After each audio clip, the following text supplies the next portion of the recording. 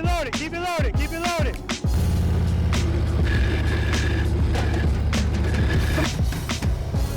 Better nice, I'm looking at the camera.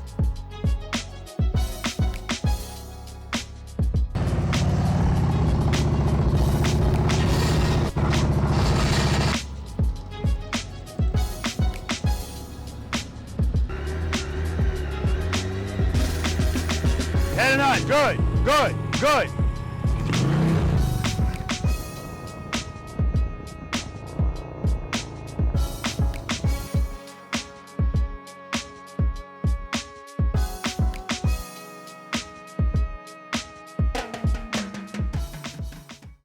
Preloaders, V.I.Preloaders, welcome back to the channel, guys. Always a pleasure to have you guys here with me, and you know this by now, or at least you should. For those of you that have never been to this channel before, welcome to you as well. My name's Robert. I'm a retired NYPD Highway Patrol Motorcycle Lieutenant, and the name of this wonderful channel is Be the Boss of Your Motorcycle. I want to welcome you guys to practice session number 131. I am out here for my second day in Southern California, Lake Elsinore, Southern California, and more specifically, the Elsinore First Assembly Church. That's where I'm at. So once again, huge shout out to Pastor Fred for allowing us to hold another practice session here. Now, the first practice session was yesterday. That was a Saturday. Today is Sunday, and we're at a church. So church is in session. So we're not scheduled to start until noon today. And we'll see if we can start at noon, because I don't know if you guys can see behind me, but this parking lot is still full. And it is 11:05, but church is supposed to be over at 11. And if people don't hang out a long time, we can start setting up and get this started. We don't have as many people here today as we did yesterday, so that'll help. Anyway, for those of you that are not familiar with my channel and what I do here, we do positivity here. And on top of that, we learn how to actually ride these motorcycles at slow speeds, because that's where bosses are created. And by boss, I mean boss of the motorcycle. That's why the channel is called Be the Boss of Your Motorcycle, because when you slow these things down, that's where the intimidation and the fear rises, right? And so we want to be confident and comfortable when we ride these motorcycles. So that's what the channel is mostly about. It's about anything and everything I really want it to be about. But primarily, that's what it's about. I also want to take this time to thank my ambassadors, G-Pops and Gigi, for just being outstanding and so helpful to not only me, but Preloader Nation. I love them as ambassadors, as friends, and the motorcycles that are sitting here. These two motorcycles are Gigi. She also has a Road King that I was on yesterday a little while, but then I wound up getting on the CVO Road Glide ST because it was more comfortable for me. And then Ruben's bikes over here. Ruben, they're switching up bikes. They practice all the time, and I appreciate them. So anyway, guys, listen, there's going to be chapters in this video, just like there are in all of my practice session videos, so pretty much all my videos. But I encourage you not to skip around. And even if you skip around, go back and watch the entire video, because if you're trying to figure this stuff out, skipping around, you're going to miss stuff. I'm guaranteeing you. And you don't know what's really going to help you, what's going to be your epiphany moment until you hear it or until you see it. Okay, guys? All right, so anyway, when the preloaders and V.I.Preloaders get here, we're going to talk to them, find out their names, where they live, what they ride, how long they've been riding, more important to me, how long they've been practicing slow speed riding, and what they rate themselves on a scale of 1 to 10, 10 being the best in slow speed maneuvers. Again, that number is for them and them only. At the end of the day, I'll ask them if there's any change. Up, down, stays the same. It's all up to them. It's got nothing to do with me, guys. It's important that you know that. All right, guys. Love you. Let's do it. All right. Pineapples is on right. Recording. Thanks, Anita. Ah, look at that. So nice. How you doing, guys? Good. Excellent. What's your name? Gigi. G-Pops. Check out the YouTube channel, guys. G-Pops and Gigi. Rides, travel, adventure. Yeah, that pretty much sums it up. And the rides includes practicing. Oh, absolutely. Absolutely. A lot of practice. A lot of training. Guys, these here, Be the Boss of Your Motorcycle California ambassadors. I love them. And I'm not just saying the words. It means I love these guys. Ambassadors, but also friends and family. So I appreciate you guys. Thank you. We appreciate you. How long have you been riding a motorcycle? 4 years. 4 years? Same thing again. What are you riding today? I have my 2022 Street Glide Special, Bonita. What about you, Ruben? I'm riding the 2020 Ultra Limited. Now, what do you like better, your Road King or your Street Glide? It depends on what I'm doing. How about the Road U-turn? King, the U-turn Bonita, the Street Really? Glide. Okay, okay. Yeah. If you had to give yourself a rating 1 to 10, 10 being the best slow speed, Oh, you know what? Before I even ask you that, how long you been practicing slow speed? 4 years. 4 years, same amount of time, right from the beginning. Yes. And if you had to give yourself a rating, slow speed 1 to 10, what would you give yourself? A 7. Ruben? 7.5, maybe 8. That's good. That's good. 7.5, maybe improved 8. a lot watching your channel. I don't know about that years, 8, but yeah. We're improving. Yeah, 7.85. If you go back to the original when he first met us at Daytona, I was an 8. Yeah, I remember that. I didn't know And- nothing and- about this. And Ruben was like, oh. She's going backwards. But you know what's funny? Back then, you watched more than she did. Yeah. At the time, Yeah. yes, that's Now right. that's reversed. Yeah. She watches more than he does. Anyway, true. pleasure to see you guys again. No Yeah. handshaking. No handshaking. All right, guys. Hello. Hi, What's your name? Jennifer Where do you live? in Marina Valley. California? Yes, How long have you been riding a motorcycle? since 2018. What are you riding today? Today I'm riding a 22 Road Glide. Nice. How long have you been practicing slow speed riding? I haven't been. Okay. And I don't feel secure on this bike at Okay. slow speeds. Good. So I'm glad you're here. Yes. If you had to give yourself a rating 1 to 10, 10 being the best slow speed, what would you give yourself? A 3? Okay. Pleasure to meet you, dear. You too. All right. What's your name? Martin, Where are you from, Martin? right here in Marietta. Oh, really? Yeah. Beautiful. How long have you been riding a motorcycle? A year. Okay, good. What are you riding today? 2023 Street Glide. Nice. Clean looking, too. Very nice. Thank you. How long have you been practicing slow speed riding?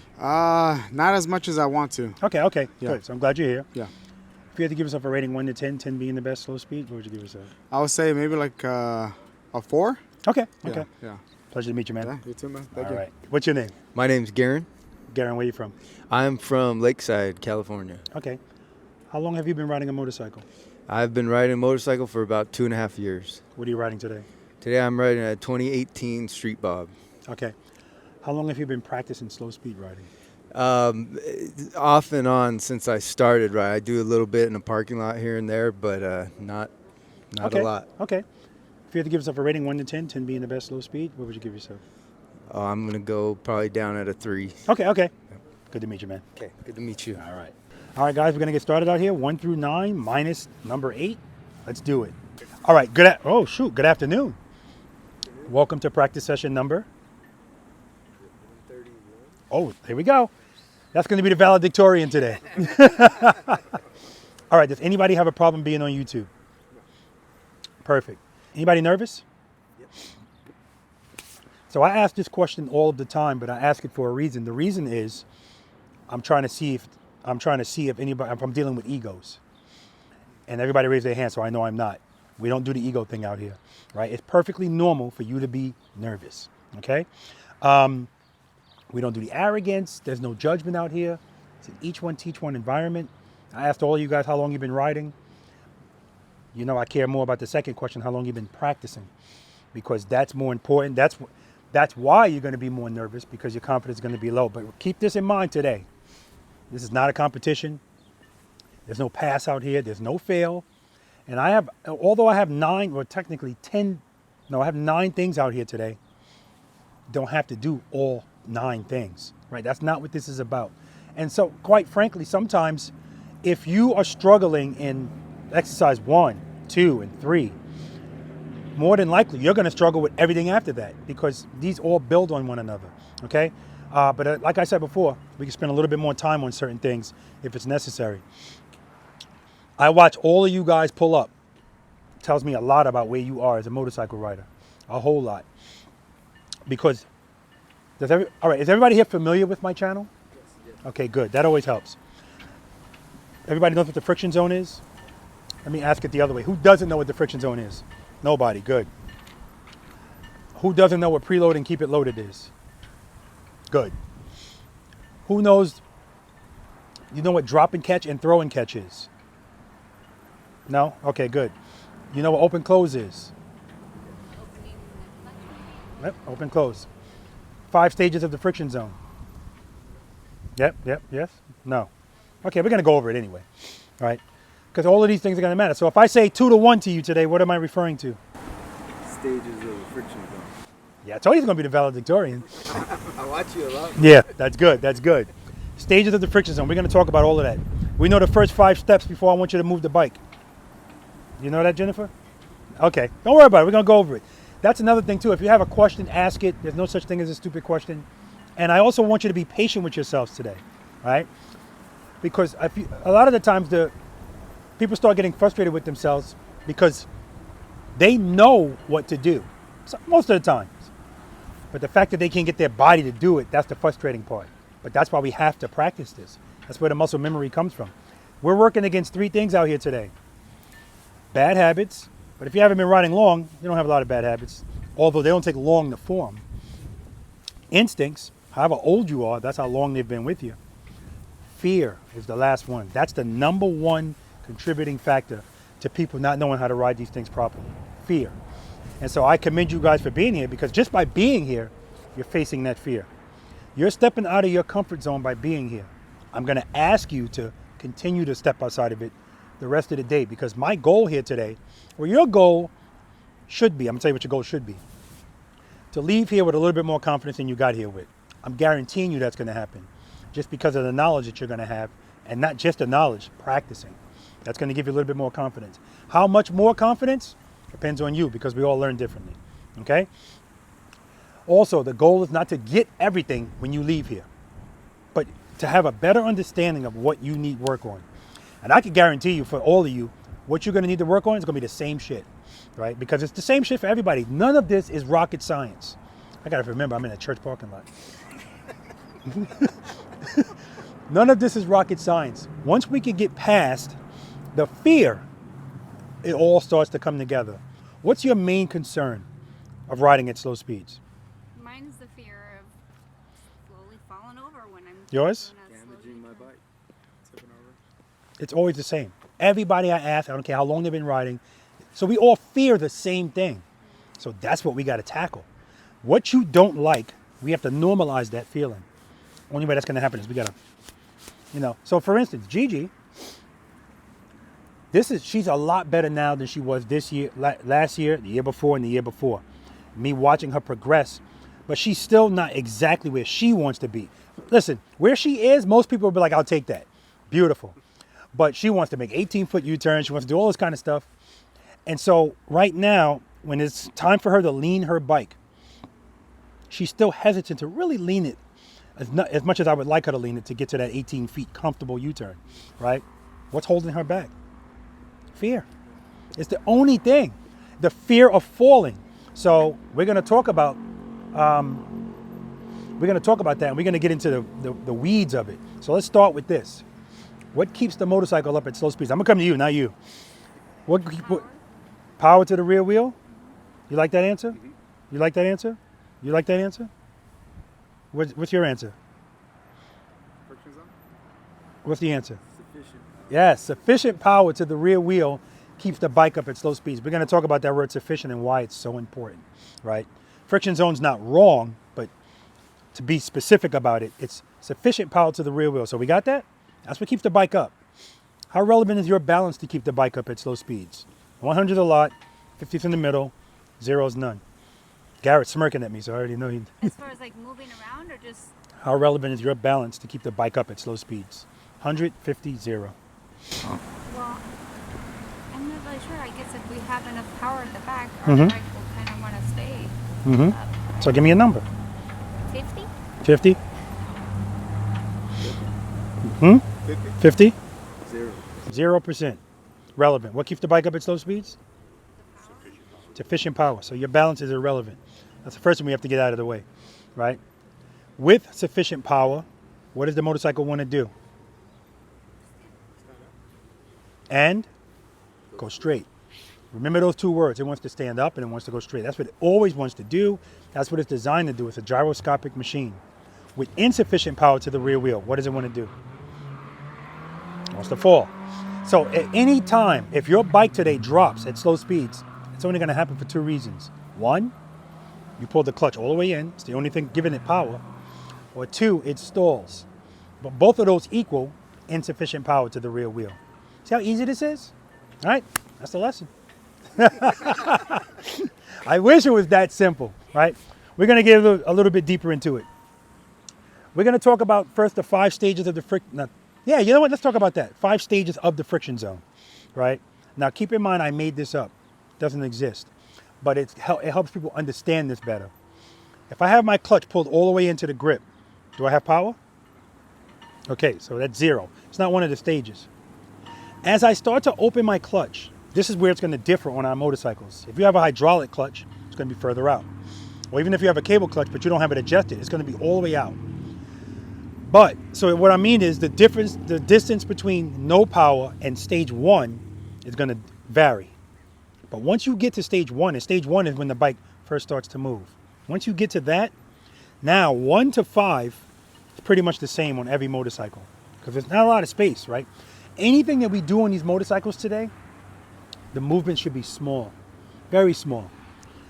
Movements become big when we don't really, we're nervous, right? So I'm not expecting you guys to be smooth what you're doing out here, but at some point that has to come. Because when we slow down on the bike, everything's exaggerated. If I'm going faster on my bike, 50 miles per hour, and my wife is on the back and she shifts her weight, it's not a big deal at all. At 5 miles per hour, I'm gonna feel that, right? So everything we do, we wanna be smooth, right? So if you guys tell me you don't practice a lot, I know that when you got your bike, you just got married to it. You never dated it. So today we're gonna be dating the motorcycle. And these are the dating grounds. You're gonna be slow dancing with your bike out here today. Now, if you're brand new to dancing, you're gonna have 2 left feet. So I'm not expecting you to be smooth, right? That's fine. It's gonna come. And I always tell people, if this is something you really care about and you really want, it's gonna happen. Because we don't have to go to college for this. Like, you could be the dumbest rock in the world and be an expert at this because you have a low fear level. Because that's the only thing keeping us back, right? So we're gonna go over the knowledge. And once you get the knowledge and you go out and practice it, the fear is gonna start coming down. Or at least it should. Anybody have, I'm not gonna ask that, that's a HIPAA thing. I was about to say, anybody got any anxiety issues? Because I've dealt with people with anxiety and this is even tougher for them. But it just takes more time, that's all, okay? All right, so the 5 stages of the friction zone, as soon as you open your clutch, when the bike starts to start moving, that's stage 1. The more you open your hand, the higher the stages, stage 2, stage 3, stage 4, stage 5. After stage 5, you're no longer in the friction zone, that's full power. But what I want to focus on is stage 1 and stage 2. That's pretty much where we're going to live. We're going to be using the rear brake today, right? Because the rear brake gives us what? All right, now I'm really going to test you. What does the rear brake give us? Control and stability. It's 2 C's. Correction. There we go. Correction and control. That's what the rear brake gives us. The correction is sometimes we open the clutch a little bit more than we want it to. And so if we open the clutch too much, it's going to give us too much speed. So we can easily correct that with the rear brake. That's the control. That's the correction. The control is just moving the bike around at slow speeds. A lot of times people would think, I just want to use my clutch alone. And can you do that? Yes, you can. But you have to be almost perfect with your clutch for the bike to still be smooth. And you're going to have to be manipulating it like this. And even small movements, you're going to feel them. So if I can just open my clutch to stage 2 of the friction zone and use my rear brake and just light pressure, drag it. I'm going to show you guys a demonstration. If I do that, I don't have to worry about this anymore. That's going to give me better control because the power is what makes the bike stand up. But if I don't give it a little bit of brake, it's going to be going too fast. So now speaking of that, today, you're going to really think you're going slow. And I'm going to say, you're going too fast, and you're going to give me a look like, what the hell is he talking about? I'm going slow. You're slow, right? It's a different kind of slow out here, okay? So remember the 5 stages of the friction zone. So if I say to you, 2 to 1, Jennifer, 2 to 1, what am I telling you to do? 2 on the clutch and then my rear brake. 2 to 1 those numbers are referring to the 5 stages of the friction zone. So 2 to 1 is me telling you to open, close. Oh. Yeah, go to stage 2, come back to stage 1, Oh, okay. right? And I want you to remember that 2 to 1, we're going to be doing that a lot. And once you get this, like there was a young lady out here yesterday, 2 to 1, it changed her world as far as riding a motorcycle. That was her epiphany moment. Because the 2 gets the bike to stand up. And let me give you an example. This happens all the time. When you first start to move your bike, Jennifer, at slow speeds, you're going to open the clutch, and your intention is to go straight, and as soon as the bike starts to move, the handlebars start turning. What's happening there? Not enough power. I like that. Because going too slow, you're never going to hear me say that out here. Going too fast, you'll hear me say that. Not enough fuel or Not enough power. So that's the beginning of a fall, right? That's the start of a fall. We need to recognize that's what's happening.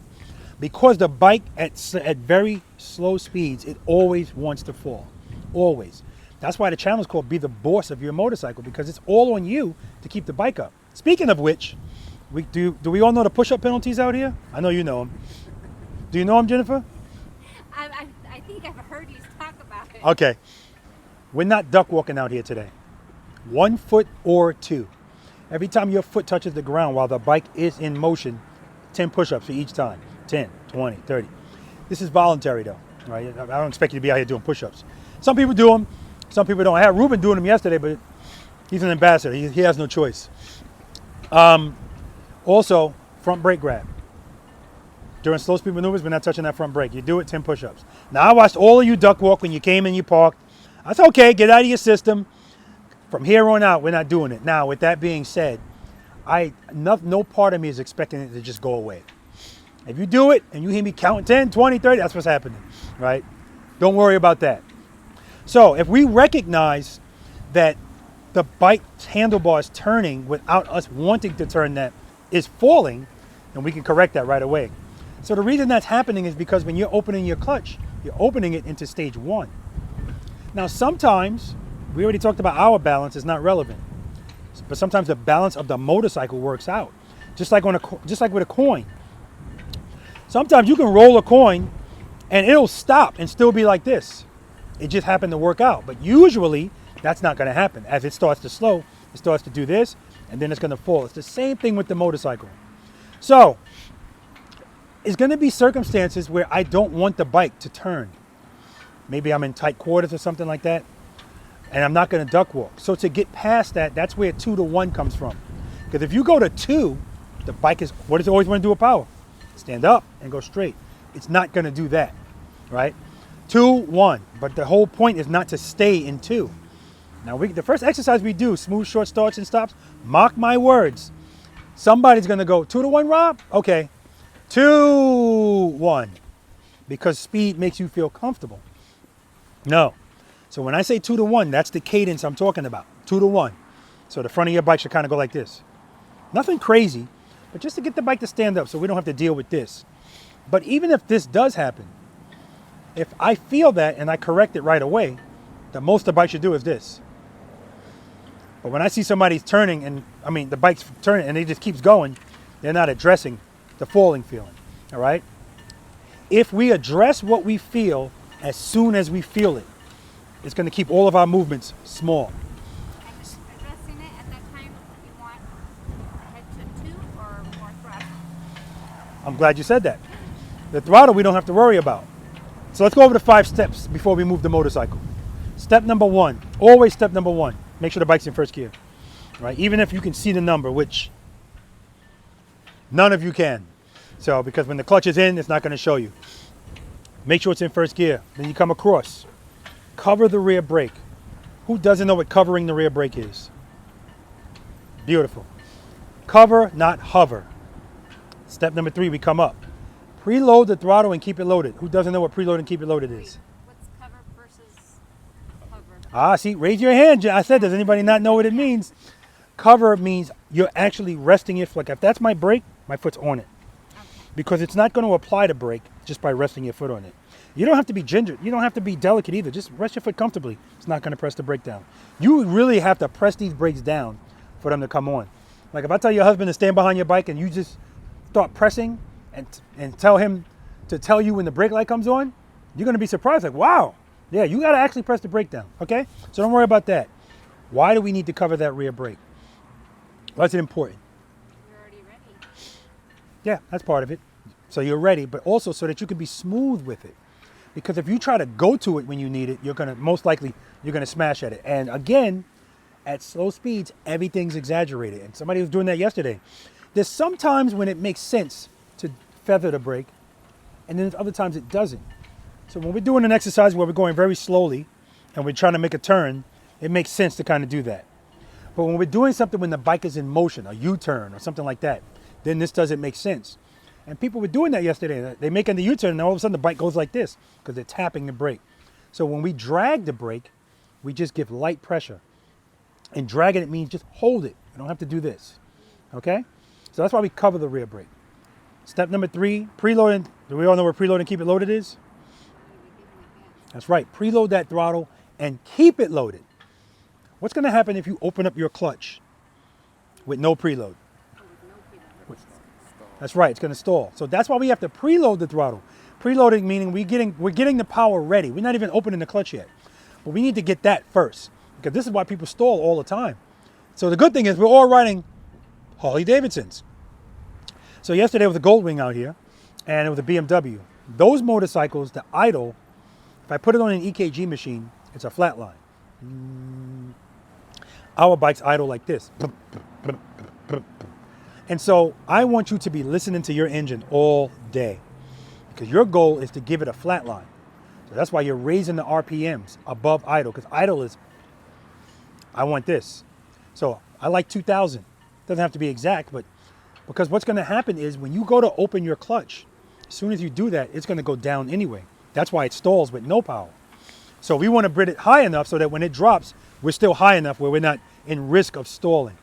And so that's why the preload is important, but and keep it loaded is more important. Because if I stall from a standstill, no big deal. But if I'm in the middle of a U-turn and I'm leaned and I stall, another bike drops, right? So make sure we keep the throttle loaded. So if you hear me say, preload today, I'm letting you know your RPMs are too low. Raise it up, right? Because the point of this is you have to get an ear for this, right? A lot of things are going to change for you guys. For instance, how long you had your bike? That one I've had it about a year now. Why'd you pick that bike? Because it was not as big as a touring bike. I like this guy so much, man. What I'm getting ready to say to you is true because I've seen it so many times. I am well known at costing people money, right? For different reasons. Like for instance, the guy came out here yesterday, he was like 6'4", and he's on a street glide, 24 street glide, with the stock bars, too low. And he thought he was fine. Why? Because motorcycle riders, for the most part, ride straight and make slight turns. And so if that's how you ride, you're not going to really see the deficiency of your bars being too wide, because all that really matters is how they look. Then you come out here and, wait a minute, they actually turn like this? Damn it, can't do it. It was hitting his leg and everything. So now he's got to buy new handlebars. But also, once your confidence goes up and you get this, I'm going to say it to you like I say to everybody, the next owner's going to love that bike. Because that's what happens. We pick motorcycles based on where we are confidence-wise. And the only thing that consumes our brain is the weight of that bike, how big it is. But this is what keeps the motorcycle up, not our feet or anything else. That's why your height, your strength, none of that's relevant. And once you get that, now your options change. And you go, you know what? Damn, these touring bikes look a lot better, man. You got more options, all kind of stuff, right? They're more expensive too, but options. So that's what we're seeking out here. What this is going to give you guys today are options out there. So I'm going to be a stickler about certain things, particularly head and eyes, because whatever you guys do in this parking lot, that's what you're doing out there, right? And I want you to be safe, but this is not just about safety. It's about really actually getting everything that you can get out of riding a motorcycle, really enjoying it. And your options are going to help that. So, for instance, if your motorcycle's right here, I'm asking this, it's a rhetorical question, but if your bike's right here, and I ask you to bring your bike over there, what are your realistic options? What are you going to do? You're going to back it up? Okay, yeah. That's what most people will do. Or if they can't back it up, they're going to duck walk that turn. Well, we already know we're not duck walking out here today. What I'm going to do is just go, right? Because again, that's my option. If it's not your option, so that's why, who loves making U-turns here? You love making U-turns. Okay, good. Most people don't love making U-turns. And usually when I do a private lesson, I ask people, do you need some help with something specific or everything in general? 95% of people say, Rob, I just need help with U-turns. And I say, okay. And we never see U-turns. We start with exercise number 1. Because you don't know what you don't know. What number exercise are U-turns in my practice sessions? Don't say none. 4? 6. Yeah, 6. Look at that. She said 6. Yeah. 6. So that means you're skipping 5 exercises to try to get to that. But the exercises that we're going to do first out here, like I said to you before, it's going to address I just wanted to address fear, falling, And that's what we're gonna hammer, right? And then we'll move up. Because then by the time you get to 6, the fear level is not gonna be as high. I'm not saying you're still not gonna feel something, but it's not gonna be as high because you're gonna have a little bit more confidence. And now when I'm saying stuff to you, eventually you're gonna do it, right? So that's the beauty of all of this. Okay, so what I'm gonna do first, guys, is I'm gonna get on this bike, because I said I was gonna show this to you. And I'm gonna ride around in the circle. Of course, I'm gonna follow the first 5 steps. Oh shit, I didn't finish with that. Step number 4, clutch. So now we did 1, we made sure we were in first gear, we came across, we covered the rear brake, we came up, we preload the throttle and we keep it loaded. Then we come across to the clutch. What I want you guys to do today is, when you get ready to start to do an exercise or move the bike, I don't want you to start from the grip. I want you to start opening your clutch until you feel stage 1, you feel the bike starting to move a little bit, and then I want you to pull the clutch right before it. And that's where you live. And over time, your muscle memory is going to remember where your hand is. Because if we need power, we don't want to be searching for it. If I feel the bike falling and my hand's right before 1, I can correct it right away just by doing that. Whereas if it's falling and I got it to the grip, even if I have the presence of mind to know clutch, by the time I get to the power, it's still falling. So now I get to stage 1, but now if it's leaning this much, the power is no longer sufficient. It's going to keep falling. But people will do that. When people get to this point, they just give up, put a foot out, the bike drop. Had to lay her down, you know, whatever. So we're going to be right before 1 because I want you to have that power as soon as you need it. This is going to help our pucker effect, as I like to call it. Because what I want you guys to realize, and that's what the first 3 exercises are going to show you, is what we fear the most. We just talked about it, dropping the bike. What we fear the most is resolved just by doing this. Wrong hand. Just by doing this. Right? Isn't that amazing? Everybody's fearing this one thing and this solves it. But we just got to have the presence of mind to do it. Right? But what if I do it too much, Rob? That's why we're always covering the rear brake. That's the correction again I'm talking about. You do it too much, you pull it right back in. Right? So if I wanted to do a 2-to-1 and I did a 3-to-1, it's no big deal. 3-1, rear brake. It's always going to correct me. Okay? All right. So I want you to be right before that. And then you're going to slowly release it either to 1 or to 2, depending on what's going on. And then step number 5, guys, as soon as your motorcycle starts to move, pick this foot up. And I mean straight up. I don't want to see it behind you, because that happens all the time. You're going to keep that foot on the ground as long as possible. What keeps the bike up at slow speeds? I don't like that. Sufficient power. Yes. So we don't need our feet. Okay, we don't need our feet. As soon as it starts to move, feet up. So I'm going to get on this bike. I'm going to go in a circle, straight up. I'm going to be dragging the rear brake, because the brake gives us what? Correction and control. I'm going to be in stage 2 of the friction zone. And I'm just going to stay straight up, straight up. Then I'm going to go into a lean. In order for me to lean this bike, Jennifer, what do I need to introduce?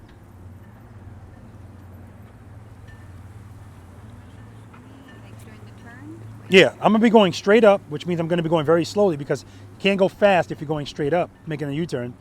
And then I want to lean. What do I have to introduce? Shake up the handlebar or? What power? Speed. I need to introduce speed. How am I going to get that speed? Oh, I'm glad you did this, because you asked before about making sure your throttle's up. So remember, that's why we follow the first 5 steps. Step number 3 is preload and keep it loaded. So it's already there. Yeah, you don't have to worry about that anymore. Once you set it, you're good. What do I need to, how am I going to get that power? Now, he said opening the clutch. Yes, that is a way you can do it, but that's not what I'm going to do. I'm just going to come off the brake a little bit. Yeah, I see him doing it. Well, I'm going to come off the brake a little bit. Still in stage 2. I'm going to go around in a circle. And then when I want to slow down to come back straight up, keep the clutch where it is, just a little bit more pressure on the brake.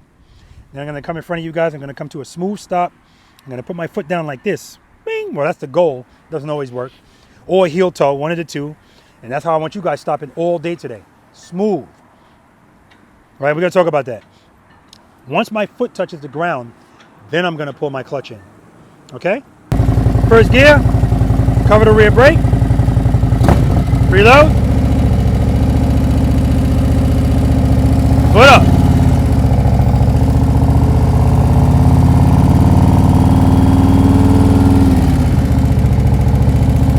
All right. I'm just using the brake. The clutch is in stage 2. I'm using the brake to control my speed.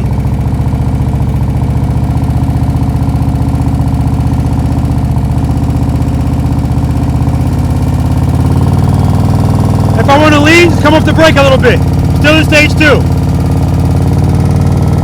You hear my preload? Steady. If I want to go straight up, a little bit more pressure on the brake. Still in stage 2. Even if I come to a stop, still in stage 2.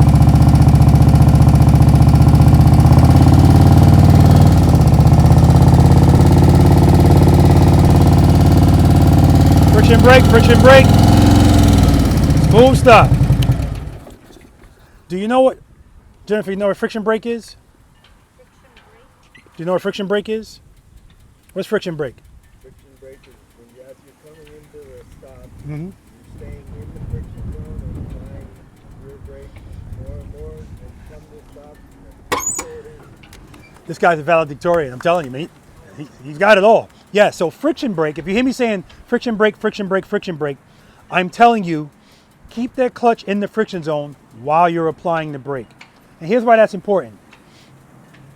When does this motorcycle want to fall the most? Huh? Zero power? Oh, shit, I guess I can't say that's wrong. Yeah, 0 power. But no, because you could be going 50 miles per hour and have 0 power if you just pull the clutch in, right? It wants to fall the most when? Beginning of the start and the end of the stop. That's right. The beginning of a start and the end, the very end of a stop. Very beginning, very end. That's when it wants to fall the most. So a lot of the times when we're coming to a stop, most motorcycle riders, when they're coming to a stop, they want to try to keep speed as long as possible because that's going to keep the bike up for them. And then as soon as they feel, uh-oh, time to stop. Landing gear out, front brake, abrupt stop. So clearly, if you don't have the option to let the bike just coast into a stop, when you get down to those lower speeds and you start feeling falling, what do you have to introduce?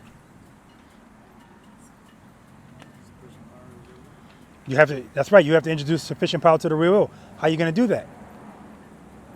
Take your foot off the brake and release the clutch. Say it again? Take your foot off the rear brake. Don't take your foot off the brake because we're stopping.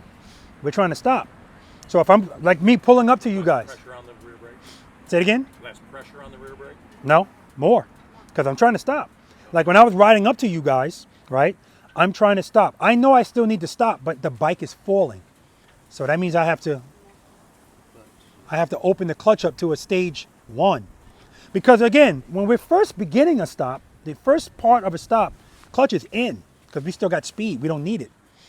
But when we get to the very end of that stop, when it wants to fall the most, I have to introduce what keeps it up. What keeps the bike up at slow speeds?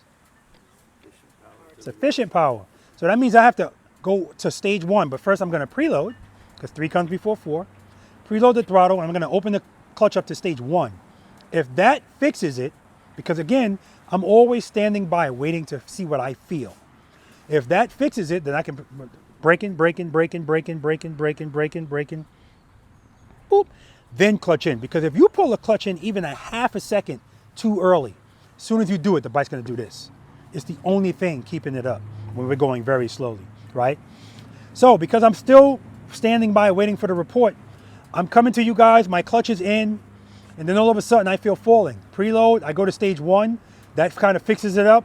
But now, remember, the slower I go, the more it wants to fall. So now I start feeling this again, even though I'm in stage 1. I gotta go to stage 1.5, 2. But I'm still braking the whole time. Brake, brake, brake, brake, brake. That's friction brake. Bing, then pull the clutch in. So when you guys are stopping today, in that first exercise, that's how I want you stopping. I want you to need the friction zone every time you stop, all right?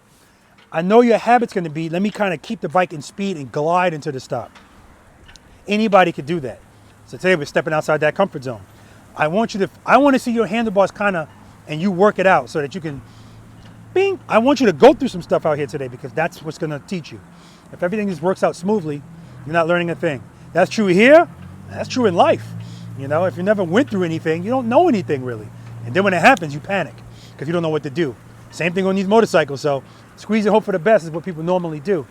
So when you stop your bike today, guys, I'm gonna be looking at the front suspension. I don't want any dive. That's how smooth I want that stop.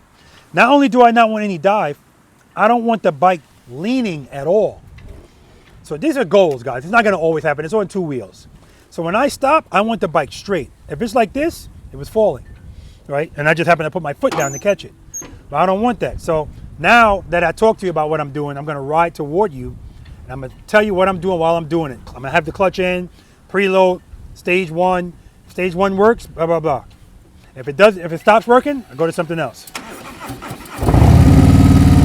First gear, cover the rear brake, preload. Clutch right before the friction zone, so now when I need it, open it up, rear brake.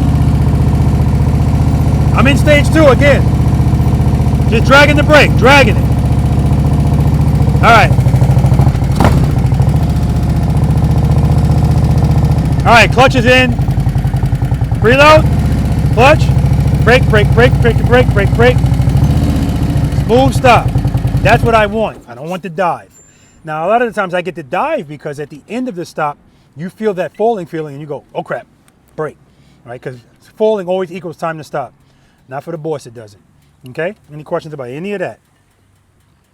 Okay, we're gonna talk about open close, or 2 to 1. Because that, like I said, that helps you out a lot. Normally, if I start my bike moving and I just open up to stage one, sometimes it works out, sometimes it doesn't. Let's see how lucky I am today. First gear, cover the rear brake, preload, open up to a stage one. See the handlebar starting to turn, right? Okay. That one was better. Now, why does it seem like it wants to fall to the left more than the right? Say it again? I didn't hear you. That's right, because my left foot is down. This foot's covering the rear brake. Remember, it's on 2 wheels, so it doesn't take much one way or the other. Remember that coin. So if you look at the contact patch on the middle of that tire, it's not square. So even if it's balanced, it ain't gonna stay balanced for long. So yeah, that's why it usually goes that way. So if I want to make sure, because I don't know which way it's going to go, I'm just hoping it works out. And that's what most people do. They open up the clutch and hope everything works out. If I want to make sure it goes straight, 2 to 1. Watch the front of the motorcycle. Very slight, nothing crazy. First gear, cover the brake, preload. That's it. 2 to 1. So you see the bike just hop up, come back down. If I do that, it stays straight. I gotta give me one of these bikes, it sounds good. Preload, clutch before the friction zone, 2 1. Smooth stop. Coming at you in 3D, Garrett. All right. So we good? We good with that? And that whole time you're just covering the rear brake. Until when you start going, then you apply pressure. Oh, so I'm glad you asked that. Good question. He said the whole time am I just covering the brake? Initially, and then as soon as the bike starts moving, I'm on it because I got to stop, right? And so speaking of that, when we have to move the motorcycle in close proximity, what he's talking about, something's close to us, particularly that exercise. Those cones are 15 feet apart. When you start the bike, guys, start braking immediately. Because if you wait late to brake, it's going to make the stop abrupt at the end. Because you know you need to stop at that blue line, and you start here. 2, 1, or however you start. If you wait till you get here to start braking, it's going to be more abrupt. So buy yourself some time. If I want to keep everything smooth, this is all about timing. 2, 1, I'm already on the brake, but I'm progressively braking. Brake, brake, brake, brake, brake. And the heel toe stop helps because as I'm braking, when I go to put my foot out, when my heel touches the ground, I kind of finish it off at the same time, right? It helps people with coordination because I always tell people, you're stopping the bike, so it's not like it's a surprise, or at least it shouldn't be, right? Sometimes what I do is at the very end of the stop, because it might start getting wonky at the very end. It all depends. What I'll do is right before I'm going to put my foot down, if I'm in stage 2, I'll go to like a 2.1. And at the same time brake. I'll do like that. Just to get the bike to do this. Because sometimes, believe it or not, when you're going that slow on 2 wheels, this could affect you. Right? It doesn't take much. A crack in the ground, anything. So I'm always scanning and anticipating, but in this case, I'm scanning the ground to see what could possibly disturb my motorcycle when I'm stopping. And I know at a very slow speed, anything can. It doesn't take much at all. Okay? Yes, ma'am. told you because I'm shorter, I can't do the heel toe. Yeah, you don't need to be. Oh, and I'm glad she said that too, because this doesn't apply to. How tall are you? Okay, doesn't really apply to you guys, but these skills are more important for people that are shorter, people that have ailments, bad knees, bad hips, because no, the bike is heavier when you don't know what you're doing. When you know what you're doing, it's light as a feather because I don't have to do anything like strength-wise to keep it up. Power keeps it up. It's efficient power. All right? That's a good question. Thank you. So when she stops, and like my North Carolina ambassador, that's how he stops, right? But it looks better when you guys do it because it's just bing, like it matches the sound, bing, right? But see, and keep this in mind, guys. I just want to let you guys know this. That exercise, I think it's the bread and butter to everything that we're going to be doing, slow speed, because it's all on you and a short amount of space to be in control of that bike. My ambassadors, they still struggle with it. And when I say my ambassadors, well, not all of them, but almost all of them. People that are very good, that are even not ambassadors, that exercise still gives them an issue. So that's what I'm telling you this so you don't get frustrated with yourself. All right? All right, any other questions? Yeah, Rob, I don't know if this is relevant or not, but Mhm. I'm watching you and you use all 4 fingers on your clutch. Do you always recommend? Mhm. Because like a lot of times I feel like 4 fingers gives me less control. Gotcha. But but then 2 fingers, like you'll get worn out. Yep. So how do you? Excellent question. Excellent question. It's very relevant. Of course it is. It depends on what bike I'm on and what kind of clutch it has and what I'm doing. Because I vary from 3 to 4 fingers on the clutch. If you know what? Let me see something. That's a good question. Because I think if I'm going to make a right turn, I might have 3 fingers on it. Because for some reason, I still want to be able to, usually I got 3 fingers. I still want to be able to feel my hand grabbing this grip. And with 4 fingers, I very rarely use 4 fingers. I use 3 fingers. Shit, now you got me thinking. I was watching you when you were doing it. You had all 4 fingers. Oh, and when I was going slow like that? You were doing That's why I love questions. Oh man, I gotta get this bike. Nah, 3 fingers, 3 fingers.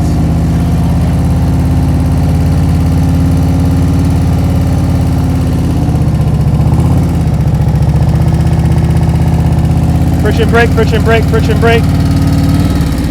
So even right there is a perfect example. I'm making that turn and I decide, you know what, I want to lean the bike. Keep in mind, it's the same example I showed you earlier. All I did was take my foot off the brake a little bit and let the bike drop. That's called a drop catch, drop and catch. I drop the bike and catch it with the clutch. I forgot it when I said that, everybody didn't know what that was. So that's a drop and catch. But remember, a drop and catch is not like 2 to 1. 2 to 1, the cadence is 2 to 1. That's the cadence, 2 to 1. A drop catch, the cadence is drop catch, drop catch. Well, it depends on what we're doing. If I want the bike to go into a lean, I'm gonna catch it a little bit later. But if exercise number 4, if you want to make a turn straight up, but I want to drop it first, I'm drop catch because I don't want the bike to lean. Drop is when you're pulling it all the way in, right? No, drop is you letting the bike drop a little bit to the left and then catch it with the clutch because it's gonna stand up with the clutch. But we do that because sometimes when we want to turn the bike, particularly in exercise number 4, right turns, left turns from a stop, we want to turn the bike, and a lot of the times what happens is people open the clutch too much and the bike winds up going straight or it winds up going that way because what they do is when they pick this foot up, they pick it up like this. And so now they're throwing the bike this way. That's why it winds up going that way. So if I want to make sure it doesn't go that way, I'm going to let it drop just a little bit. That's all you need is a little bit and catch it with the clutch. Now, if I'm making a right turn, this is the one that kind of messes people up because the left foot's down. And so they'll pick up their foot and the bike will go this way or it'll go straight. If I want to ensure it goes that way, I'm going to throw it and catch it. What am I throwing it with, if you had to guess? throwing it with your left foot. That's right, I'm throwing it with my left foot. This. That's all it takes. Throw, catch. So when you're on this side and dropping it, your foot's down, right? That's right. So in that case, I'm just picking this foot up and letting it drop a little bit. So in other words, I'm not engaging the clutch. I'm letting it fall a little bit. And then that's why we always want to be right before stage 1. So that when I do that, I don't have to worry. I know I got it. I got it. And if I do it too much, if I do anything wrong, that's why I'm covering that brake. So I'm good, all right? All right. We're gonna head over here. We're gonna practice exercise number 1, smooth, short starts and stops. Okay, so we got Jen's on she's got a fixed fairing. Well, even if you got a street glide, can you see your front tire? Exactly. And I know you can't. This is part of the dating process. You need to know where that front wheel is, whether you can see it or not. And the dating process gives us judgment. All right, that's why we got to practice not just in the road, but in a parking lot with cones. The cones are going to give us some confinement, and it's going to give us the ability to judge space. So if you always practice in 3 parking spaces, when you get out there in the real world, you can eyeball what that looks like.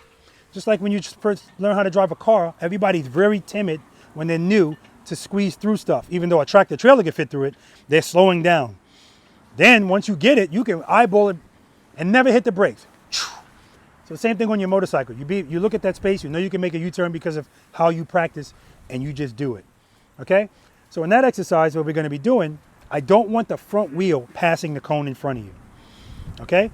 Now with that being said, smooth stop. I'm gonna demonstrate it for you right here. Smooth start, smooth stop. Yeah, let me demonstrate that for you guys. Because the open close I'm talking to you about, the drop catch, the throw catch, the stages, all of that stuff, we're always doing it. Always, always, always. If I had to write a book on everything that we do, it's going to be a very short book, right? Because no matter who you talk to about this stuff, it's the same technique. It's worded differently, presented differently, but throttle, clutch, rear brake, head and eyes, same stuff all the time. So I call this course an advanced slow speed riding skills. That's what this practice session is called. Who's worried about the word advanced? You are, okay. Don't overthink that. The only reason I use the word advanced is because 98% of motorcycle riders really don't know how to ride a bike. So with a number that staggeringly high, yeah, this has to be advanced because so many people don't know how to do it. But I'm gonna let you know today what we're gonna be doing: right turns, left turns, U-turns, going straight. That's what we're doing. Now, if you take a really advanced course, 5 days, oh my God, grueling, guess what they're doing? Right turns, left turns, U-turns, going straight. It doesn't change, right? It doesn't change. If anything, they'll make stuff a little bit tighter, tell you not to do it, tell you to do it without the brake, like I'm gonna be doing to the ambassadors today, you know. But outside of that, don't overthink the word advanced. Stopping this first one, I'm already nervous. That's fine. You could be nervous.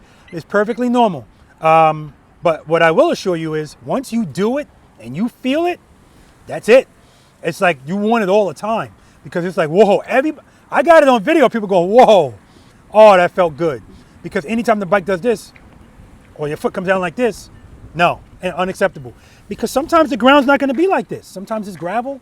So if I come down and I stop like this, doesn't matter if it's gravel. But if it is and the bike's heavy, H-E-A-V-Y, now I'm trying to catch the bike, and that's how we get hurt. Okay? All right, smooth short starts and stops. I'm going to do it, not coming towards you, but profile view.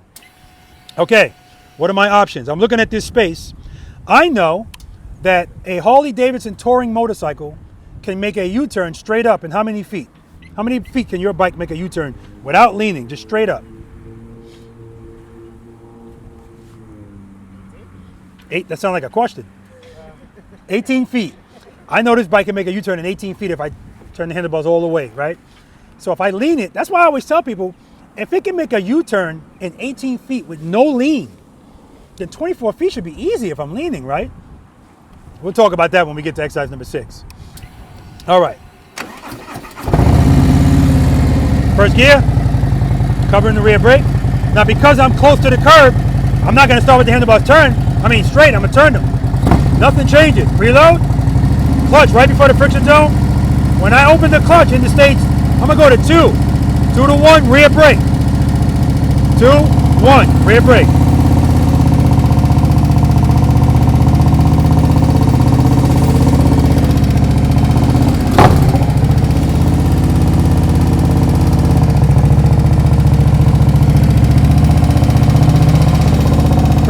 Friction brake, smooth stop. Right there, the whole thing I'm talking to you guys about, making smooth stops, is most relevant coming out of a turn. And so that's why when you guys are parking right here, anybody that parks, that's the biggest issue. Don't stop with your handlebars turn. We know that. Okay, So now I need to get these bars straight, but I still want the stop to be smooth. So we're gonna talk about that too. I'm gonna show you guys something else as well. Let me do the smooth short starts and stop. I wanna stop at that next blue line. First gear, covering the rear brake. Preload. 2, 1, brake, brake, brake, brake, brake, brake, brake, brake, brake. Smooth stop. Now see all that handlebar movement? Clearly, I'm not ready to stop if I'm still doing this. So that means I gotta open the clutch a little bit more while I'm still braking. Kind of get this bike tamed, right? Straighten it out.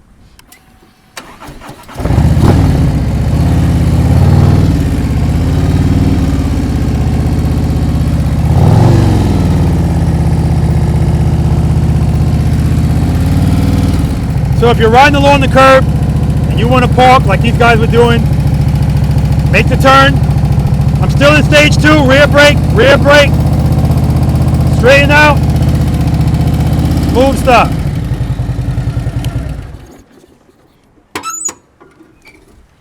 So what people don't understand is what makes that difficult to bring the bike to a smooth stop and coming out of the turn is they're going too fast.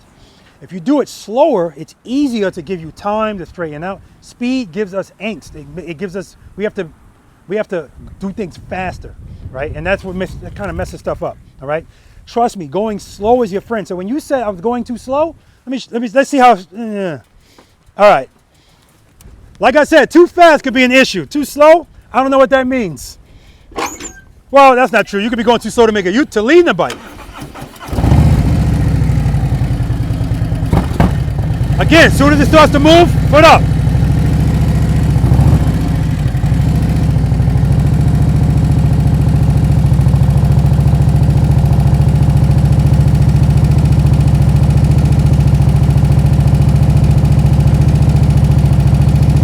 Stage 2, I'm just coming on and off the brake.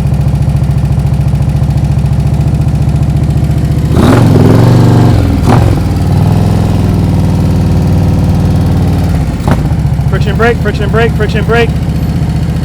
So if you guys are coming out of speed today, like I said, if you know you're gonna stop, I don't care if you're coming out of some speed, but before you stop, slow it down enough so that you need the friction zone at the end, okay? Questions? So I've driven a manual transmission vehicle Yeah. my whole life. Uh-huh. And so it's hard for me to, because I drive that truck way differently than I Yes. do because of the clutch, right? So in all honesty, I know there's a wet clutch and all that Yeah. stuff in there, but is doing this stuff, in your opinion, like, is it take a toll on the bike? Like, over time? Good question. So, Garrett, right? Yes. Garrett's question is this going to take a toll on the clutch over time? So the answer to that question is very simple. The answer is yes. It's a wear item on your motorcycle, just like your tires are going to wear over by riding the bike, right? But this is why we have to make sure that when we're using this bike in the friction zone, we're in stage 1 or stage 2 of the friction zone. When you start going to the higher stages, now you're making the bike fight, right? They work together in harmony. I'm talking about power to the rear wheel and the rear brake. They work together in harmony. It's designed to be ridden in the friction zone, right? And like you said, he understands, and I've heard that a lot, especially from truck drivers, because it's inconceivable to do that on a truck because you're gonna ruin it, right? But this is fine. And also keep in mind, yeah, we're gonna be out here practicing, but when you're riding your motorcycle, you're in the friction zone for seconds at a time. How long does it take me to make a U-turn? 2 seconds? Actually less than that. Head in the eyes, clutch, I'm in the friction zone, now I'm out. So that's why when we practice, we have to practice in moderation. So if I hear somebody, and that's another thing too, I'm glad you brought that up. Well, Robert, you're telling me be in stage 1 or stage 2. How do I know if I'm in too high of a stage of the friction zone? Well, here's how you judge that. Remember, we're covering the rear brake, because that's what we're talking about here, using them together. When you come off of your brake, your bike shouldn't go like this. If it does, that means you're making it fight. It's too much clutch and you're holding it back with the brake. So what I do normally is, right before I'm gonna move the bike, I open up the clutch, the bike starts to move, I'm not on the brake. I'm covering it, but I'm not on it, because I'm gauging where my friction zone is. Then I apply gentle pressure. It's easier for me to gauge where it is now. Or sometimes if I'm already on the brake, I'll come off of it just to see if my bike does this. But for the most part, I can hear if it's fighting. And I always tell people, if you do it too long, you're gonna smell it. Because Cleavon out here yesterday, yeah, I told everybody if you want some fried eggs, you could put him on his clutch. Because he was just because he was hard on that brake, so his bike was fighting, right? So again, if that happens, I'll let you guys know. You know, easy, because I can hear it. The other thing is, you guys have, yeah, everybody's got like the older style bike. Good thing about a Harley is,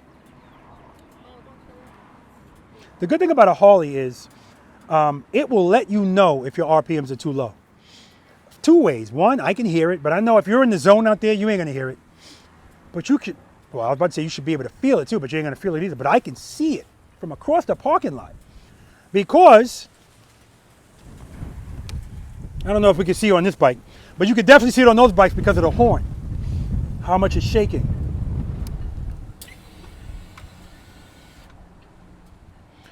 Guys, if you ever have an issue putting the bike in neutral, anybody ever had that problem? No? Wow, that's amazing. Well, how you deal with that is, you know how if you're in your car, sometimes people park their car on like an incline or a decline, and they don't put on the emergency brakes, so they're called like rocks. Then when you go to put it in gear, it goes clunk. It's the same thing on the bike. So if you're not being able to get it into it, that means it's either here or there. You know how you have a little play? So you just got to kind of pull the bike. There we go, right there. And now it's easy. All right.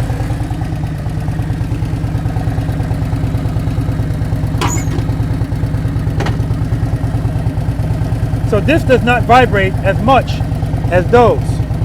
But for whatever you're seeing shaking, it smooths out when you throttle it. So when you guys are on your bike, if I see that horn all over the place, I know your RPMs are too low. Because as soon as you preload, it calms down. And it's not just the horn. If it's really getting ready to shut off, the whole engine is like this. I can see it. All right? All right, I'll meet you guys over there. All right, coming out of a turn, guys. That's when this is most important. Friction brake, friction brake, friction brake. Full stop. 2, 1. Brake, brake, brake, clutch, clutch, clutch, brake, clutch, clutch, clutch, clutch, clutch. Yeah, I didn't like that one. I got to be mindful. I don't want to pass the cones in front of me. Brake, clutch, clutch, clutch, clutch, clutch, clutch. Good. Didn't love that one either. The bike was leaning to the left. Clutch, brake, clutch, clutch, clutch, clutch, clutch. There we go. All right, let's do it.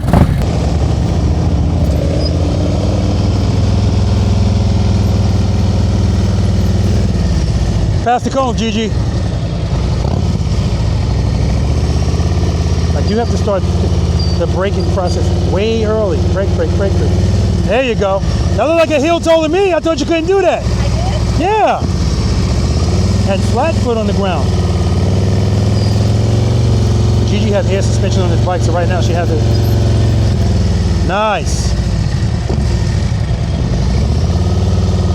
It looks like she has it all the way down. Usually when she practices, she keeps it up, but that's when she's leaning. Nice.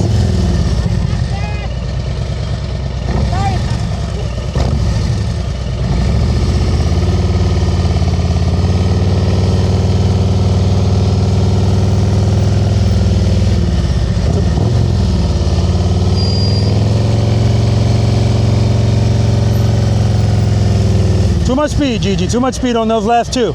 All right, you ready? What's step number 1? I'm going to make sure I'm in first, That's right. and then I will hover. Mm-hmm. And I'm then? not going to touch my front brake, right? No. What's step number 3? I'm going to go into the... Preload? 3 always come before 4. Let me hear your preload. Give me some more. Good. Keep it loaded. Now clutch. Stop at that first cone. Okay, so you see how you feel the bike falling? Because you're opening the clutch too slowly. 2 to 1. 2 to 1. Preload. 2, 2. Huh? I know. Perfectly fine. It's just, I think because I'm starting off with one leg, I don't know. Yeah, that could definitely. You're doing stuff you don't normally do, so it's normal for you to feel uncomfortable. Good. 2, 2.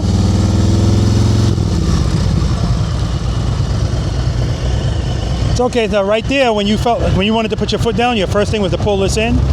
As soon as you do that, yeah, it's just going to keep falling.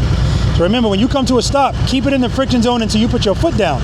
Then pull it in. All right. Yeah, so your clutch shouldn't be closed if the bike is still moving. Because if it is, that means the bike's gonna fall. You got no power keeping it up. When you come to a stop, then pull it in. Right? We're going to the next cones. 2 to 1. Make sure you start out right. 2, 1. Preload. Good. 2. 2. Open it up. Open it. Open it. Open it. 1. Okay. You know what you did there. When I said 1, that's where you pulled it right there. You went 0. You are going to pull it in, but not all the way in. 2, 1. Try it again.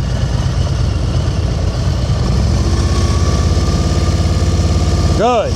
2, 2, 2. 1. Okay. Everything is normal that's going on right now, just so you know that. Good. Cover that brake. 2, foot up. 1. So you're going to 0. Yeah. And don't forget, once you start moving, start applying pressure to the rear brake. Because you're supposed to be stopping every cone. So you don't have a lot of space. So as soon as you start moving, start braking. Nice and easy.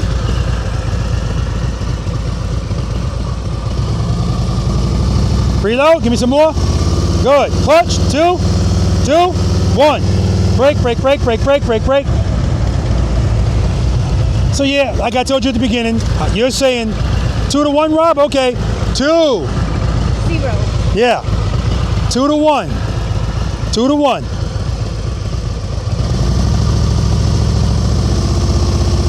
Good. 2, 2. Open it. 1. Brake, brake, brake, brake, brake, brake, brake. They're easy on that brake. But that right there, at least I got 2 to 1 right there. It's coming together. Do it again. Preload. 2, 2, 1. Brake, brake, brake. That's 0. Brake, brake, brake, brake, brake. All right, it's coming together. Go around. So yeah, like right there, she's doing what most people do. And I told them in the beginning, you're gonna go 2, 0. That's exactly what she's doing. But at least I got her to pull the clutch back in. That's what I want her to do, but not all the way in. This is not 2 to 0. And if you're comfortable going 2 to 0, you're going too fast. Garrett, who religiously watches the channel. All right, you ready? Next cone.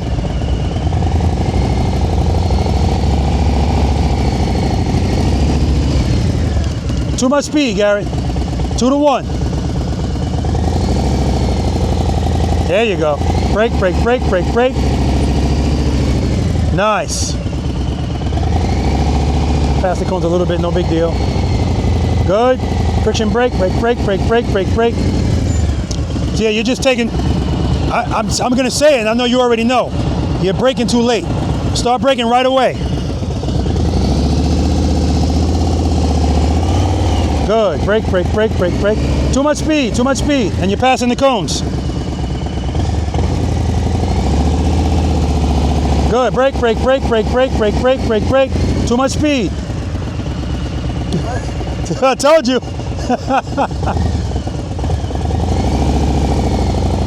Good. There we go. Brake, brake, brake, brake, brake, brake, brake, brake, brake, brake, brake, brake, brake. Woo! Perfect. Perfect. I'm telling you guys. You know when you know. So remember, guys, you can go to stage 2 of the friction zone and just brake, brake, brake, brake, brake. Because remember, what are the safe stages? Stage 1, stage 2. Don't pass those cones.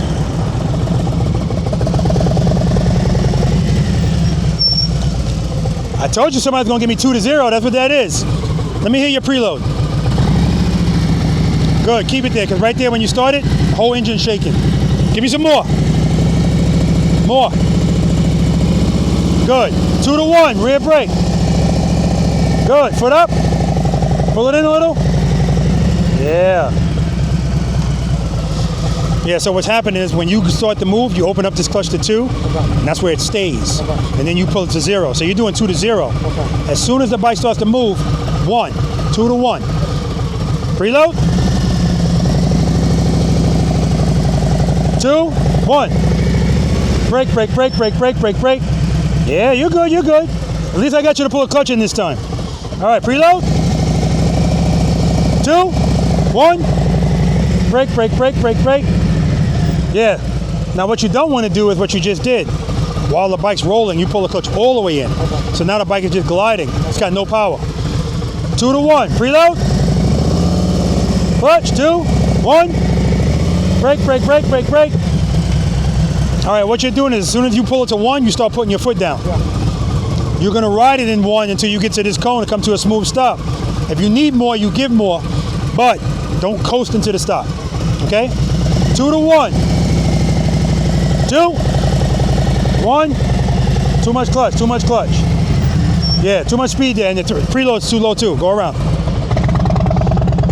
It's got tab performance, you hear that? The throttle's too low. And so that's what we're gonna have to focus on with him. We deal with a lot of stuff in these first exercises, and one of them is working on that preload, listening to the sound and getting it where it should be.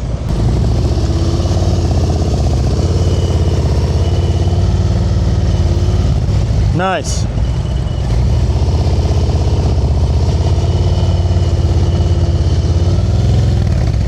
Pass the cones.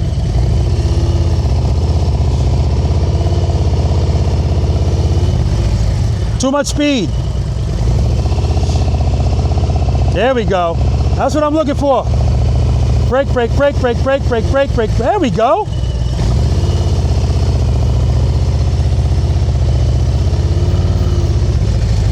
Nice. One more. Too much speed on that one, definitely.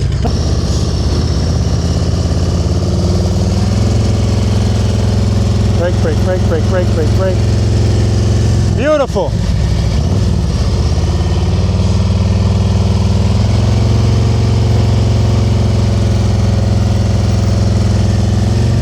Don't give up on it at the end, Gigi.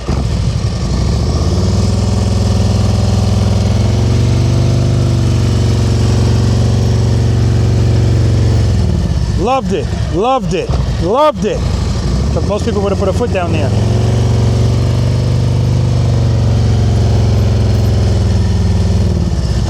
RPMs are a little too high.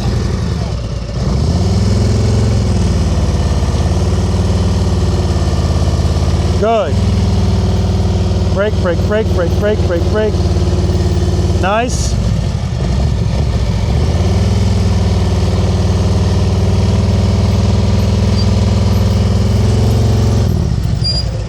All right, those RPMs are still a little too high, Gigi. It's already starting to come together. 2, 1, rear brake, smooth stop. Preload. All right, let's keep it loaded. Good. 2, 2, foot up. 1, brake, brake, brake, brake, brake, brake, brake. So the good thing is, if I say, as soon as I say 1, you pull it to 0, but then you go back to 1. So that's okay, but I don't want you to go to 0 at all. And I don't want you to just, when I say 1, you're putting your foot down. You don't have to stop that soon. I want you to, you know what I mean? Good. Preload. 2, 2, foot up. 1. Good, good, good. Brake, brake, brake, brake, brake. Keep the clutch open. That's okay. That's the habit when you stop and pulling it in. It's coming together, Jennifer. Woo! Preload. Keep it loaded. Good. 2, 2, 2, 2, 1. Start braking. Brake, brake, brake. Keep the clutch open. Yeah, too much clutch. Go back to 1. Good, good.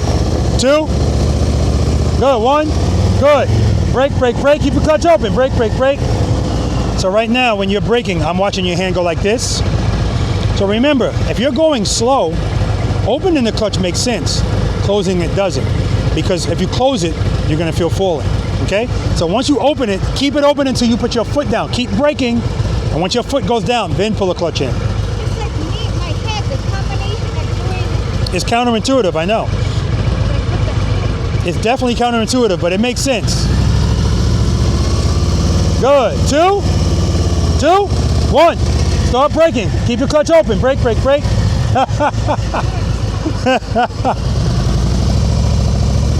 Good. Pull it in a little. Just a little. Brake, brake, brake, brake, brake. Don't give up on it. Keep that clutch open. You're pulling it in while it's moving. Good. Foot up. 1.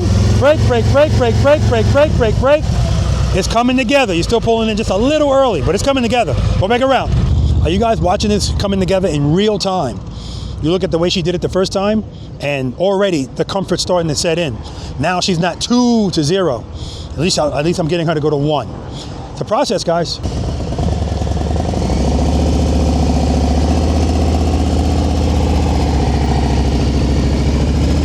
Too much speed.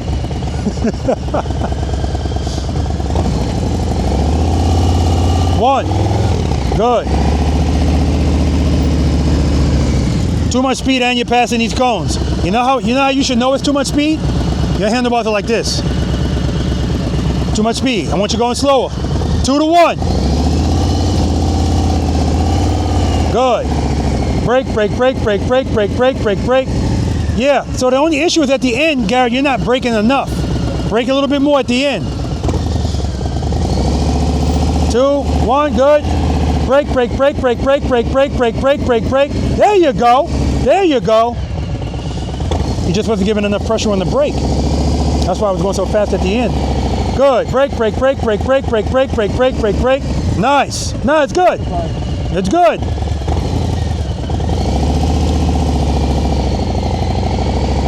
Good. Brake, brake, brake, brake, brake, brake, clutch, clutch, clutch, clutch, clutch. Perfect. I don't know what it is. When you get right here, it's perfect. Every time Gary gets to the exact last one, it's a perfect stop. But yeah, that was the one ingredient missing. Not enough pressure on that rear brake. Good. Keep it loaded. 2, 1, rear brake.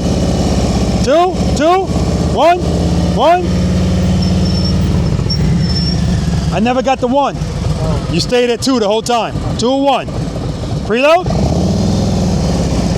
Keep it loaded. Good. Clutch. 2, 2, 1. That ain't 1. That's 3.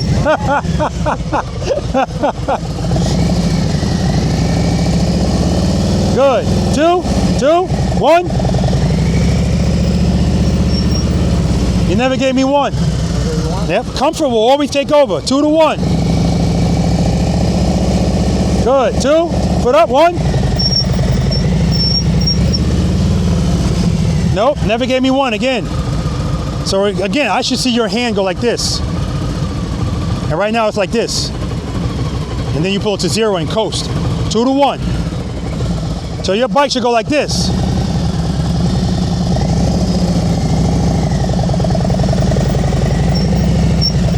Nope, I didn't get it. And your RPMs are too low. Listen to that bike.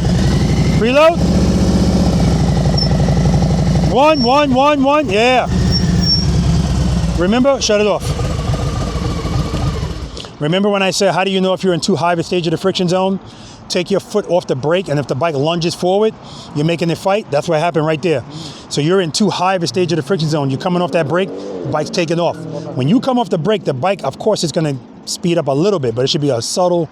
No, it shouldn't be like that. Okay, so, but right now, I just need you to give me 2 to 1. We'll do it one more time. Good, brake, brake, brake, brake, brake, brake, brake. Too much speed, Gigi.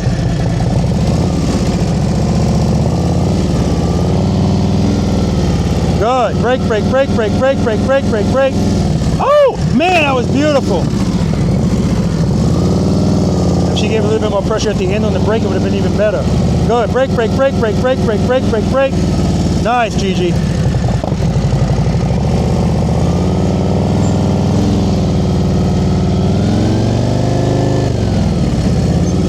Beautiful. Yeah, yep, good. She said too much throttle, so she knows. But while she's concentrating, she didn't want to mess with it. She waited till she stopped. Good. Brake, brake, brake, brake, brake, brake, brake. Nice, Gigi.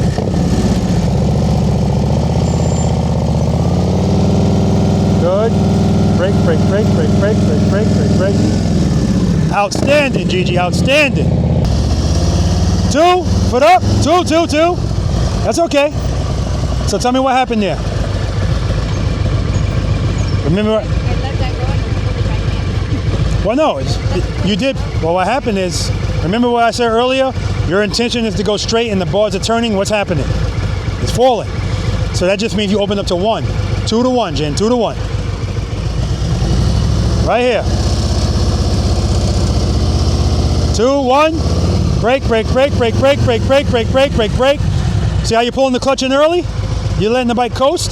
Stay in the friction zone. Good. 2, 1. Brake, brake, brake, brake, brake. You're good, you're good. Be patient. We just got here.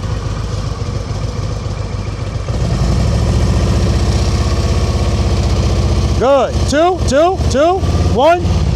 Not 0.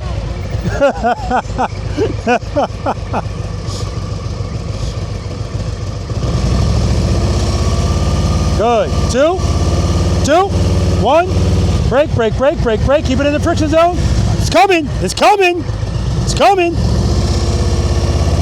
Good. 2, 1. Brake. Not 0. Good. Brake, brake, brake, brake, brake, brake, brake.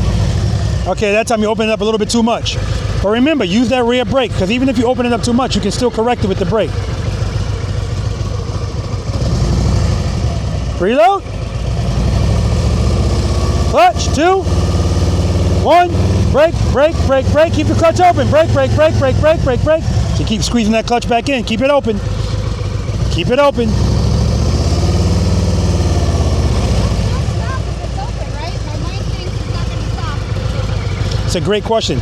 So remember, no matter what stage of the friction zone you're in, the brake will always win. The difference is if we're in 1 and 2, it's going to win in harmony. 3, 4, and 5 is going to win, but it's going to be a fight. Right? So just keep it open until your foot goes down.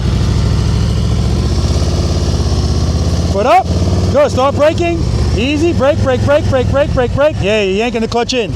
But it's coming. And you know, listen, what she said is extremely valid. She said, I feel like if I'm in the friction zone, it's not going to stop. The brake will always win.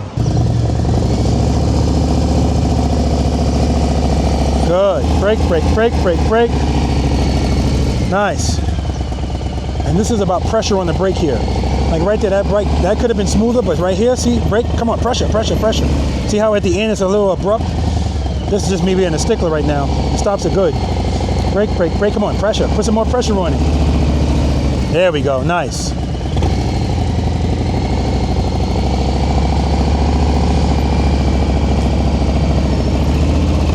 All right.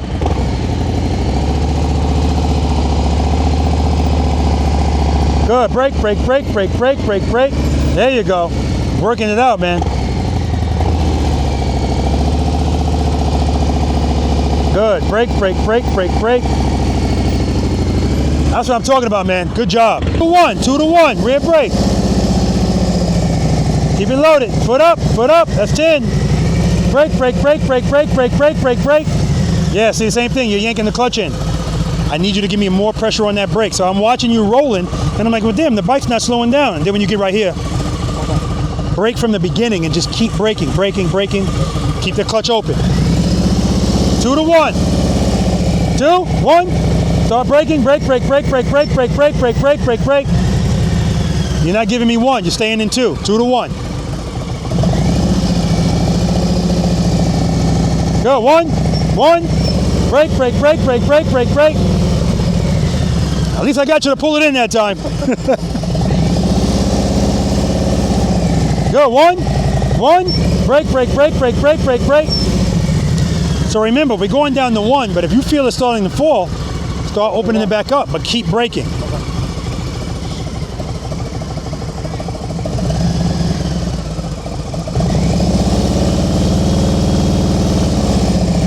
Good. Braking, braking, braking, braking, braking. Easy on that brake, brake, brake. See, now the problem is you're not giving me 1. Staying in 2. You could do that. You actually could stay in 2, but you got to give me more brake, but don't pulse at it. Brake, brake, brake, brake, brake. We're trying to stop smooth. Good. 2, 2, 1. Brake. Too much clutch. Brake, brake, brake, brake, brake. All right, we'll get it, man. We'll get it. All right, guys, we're going to move on to exercise number 2, the slow ride, which I think that's going to help them a little bit more to, you know, pick up what I'm putting down as far as the 2 to 1, or in this case, it's going to be a 2 to 0, and I'll explain that. Let's do it. All right, man. Everything happens for a reason. And the reason why you 3 are here today, not yesterday, we've got a little bit more time. You said a few things that really, I love that she said it because it's so common. First of all, she said, well, I told you guys from the beginning, I'm going to say 2 to 1, and you're going to go, okay, Rob, 2 0. And both of you did it, right? But then she also said, I feel like, I understand it's counterintuitive for me to tell you to keep the bike in the friction zone, but brake. She said, I feel like, is it gonna stop if I still have the clutch open? So if I got to tell you this, guys, I don't care what stage of the friction zone the bike's in, the brake is always going to win. Always, always, always, always, right? The only difference is, if it's winning with a 3, 4, or 5, it's fighting to win, right? We want them to work together. And so that's what was happening with you. And I'm glad it happened because now we can illustrate. When he was coming to a stop, his bike went like this. So that shows me that when he came off the brake, too much clutch. When you come off the brake, of course there's going to be a change in your speed, but we're shaving off speed, not doing this. So if I come off my brake, if the bike's moving like this, it should just go like this. Right? It should be gradual. Again, everything we do is smooth. We're like ballet dancers out here. Well, that's the goal. As long as we're out here, guys, we need to be in a practice frame of mind all day. So I'm glad she caught that. Don't resort back to what you commonly do. Try not to. Try not to, right? The fact that you caught that is beautiful because I know I saw it and I already put in my head, okay, we're going to have a conversation about that. Because, well, let me say this to you guys too. Until we get to an exercise where you're leaning, I don't want you leaning in a turn. So when you have to come back around, do it straight up. I want you to ride slowly in the friction zone, okay? Any questions about any of that? Now, the beauty about that exercise is, as important as it is, you can practice it every time you ride, every time. The only difference is, I find that when people practice by themselves, they're always going too fast, always, because they don't have somebody next to them going, you're going too fast, right? Okay, but my point is, if at the end of the stop, you didn't have to do anything, you're going too fast. I want you to feel, because that's how Garrett started out, he was going too fast, and I was like, too fast, too fast. And finally he looked at me and was like, too fast? Yes, too fast. 2 to 1. Once he started out, I can always tell right from the beginning. The other starts, his handlebars were like this. This is the most they moved. When he slowed down, now it's starting to do this. I need you to feel that because this is what you're already comfortable with. Because this equals speed. If that bars is straight, speed is helping you. I want you to work it out, work it out, work it out. And at the end, if you need the friction zone to stop that, do it, but keep braking. Okay? All right. Exercise number 2. Slow ride. Has anybody ever practiced this exercise? Okay. You're going to like this one a little bit better. The slow ride is going to be you riding very slowly. I'm going to be walking next to you. Actually, I'll be in front of you. So when we start, I'm going to give you this much of a head start. Ready? Go. I'm not going to start walking until your bike starts moving. Don't pass me. You're not allowed to use your brakes. So this is 2-0. Shit, that's what you were doing over there. So you should be very good at it, both of you, right? But remember, it's not going to be good if you do 2-0. You're going to pass me, right? 2-0. And in this exercise, this is going against anything I normally tell you. Normally, I tell you cover the rear brake. This exercise, you're not covering it. You're not using it, you're not covering it. Normally, I tell you address the falling feeling as soon as you feel it. In this exercise, I'm going to tell you delay it a little bit. What I want you to do is I want to take you back to a time when you rode a bicycle. And when you're riding a bicycle and you're going very slowly, you don't have to always pedal. You just kind of do this, right? That's what I want you to do on this bike. I want you to work it out. And when you absolutely need it, 2-0, or maybe even 1-0. The purpose of this is I want you to see that you don't have to panic as soon as you feel this. Work it out a little bit. And if you need power, you don't need a bunch of power. I'm working it out, I feel like I'm falling, 1-0. That's literally all I need, 1-0. If you do that, not only won't you pass me, I'm gonna have to wait for you to catch up to me, right? And that's the goal. If you give yourself that buffer and you make a mistake and open the clutch and keep it open too long, you're still good. I purposely have you going up doing this. So, there's margin for error. So does everybody understand the assignment? The throttle stays the same? No, because if you don't have power, you don't need to be preloaded. So when it's 2-0, so if you're at 0, you don't need to be preloaded. But before you open close, you're gonna have to preload, right? Do them at the same time, because it's just a quick burst of power. That's all it is. I'm going to demo it for you. You're gonna have to have a little bit of power to do it, right? To do what? To keep engaged to the whole thing. No. You're going to use momentum, work it out, and when you need the power, you're going to give it, take it right back away. I forgot to tell you guys, we're very stingy. Well, I can't say we're very stingy because we're going to give, but we're taking it right back. That's what we're doing all day. Life's about give and take. That's what we're doing on these bikes. Give, but we're taking it right back because we don't need to keep it sustained. Now, if we're making a U-turn or something like that, yes, we have to keep it there. But here, give, take away. Again, I want you, the purpose of this, guys, is to make you feel what you don't like. That's how we're going to normalize it. We got to keep making you feel it. Me flying on an airplane, that used to bother me all of the time because the plane takes off and it does those dips. My stomach is going crazy. I think the plane's going to crash. And the more I flew, the plane still does it to this day. But my brain no longer processes that as, oh crap. You know, even if I feel my stomach go like this, I'm not in a panic because now it's normal. And so the difference on the plane and this is I'm in control of this. You're in control of this. So you feel, oh crap. All right, that's all this is. I'm a demo. I'm gonna do it. Make sure I do it going this way, up the hill. Power, no power, no power. Power, no power. Power, no power. Power, no power. Power, no power. And so on and so forth. Friction brake, straighten out, move, stop. All right, so that's all I'm doing. That's a little more extreme, but you don't have to, you know. I'm waiting until the absolute last minute. Open, close, open, close. So when you flop it, flip it?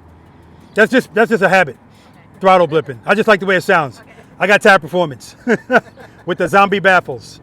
All right, good question. Any other questions? We're starting from the same spot. Let's do it. I can leave this right here. All right, ready? Brakeless, right? Brakeless, don't brake. Oh yeah. All right, let's do it.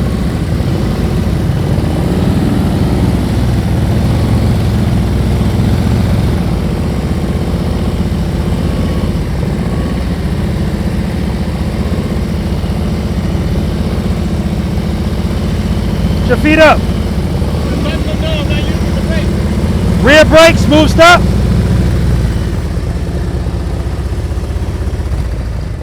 Terrible. All right, good job. Good. Friction brake, friction brake. All right, no rear brake. Don't even cover it. Don't even cover it. You ready? Let's do it.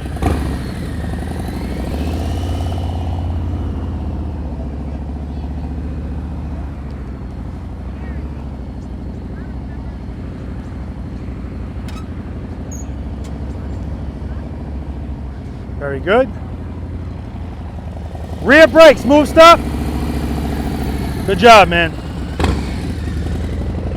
He watches the videos. I'm gonna say so much, but also he's retaining a bunch of the stuff. I know he knows the smooth stop is coming. Good. Brake, brake, brake, brake, brake. I'll take it. All right, you ready? No rear brake. Don't even cover it. Don't pass me. 2 to 0.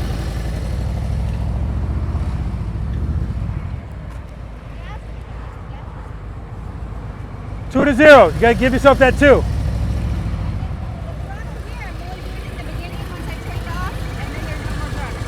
No, of course there's more when you need it. Because if you're gonna open the clutch, you gotta have throttle. Otherwise, it's gonna stall, or chances it'll stall. So preload. 2, 2, 2, 2, 0.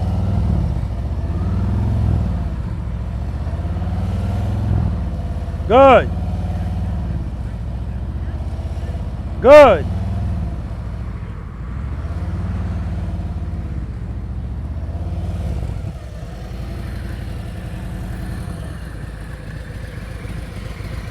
That was outstanding. Look how far, I mean, you were way behind me. Outstanding. Now, how did that feel? That felt okay until I started going towards the cones and I just... 2-0. That's all you had to do. Okay? All right.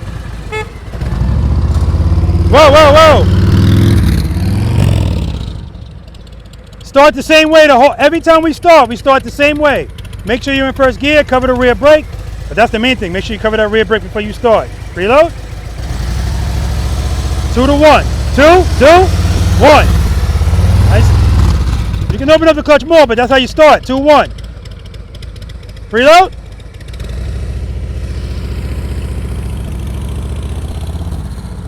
Preload. All right, it's 10 push-ups, front brake. All right, you ready? That preload is too low.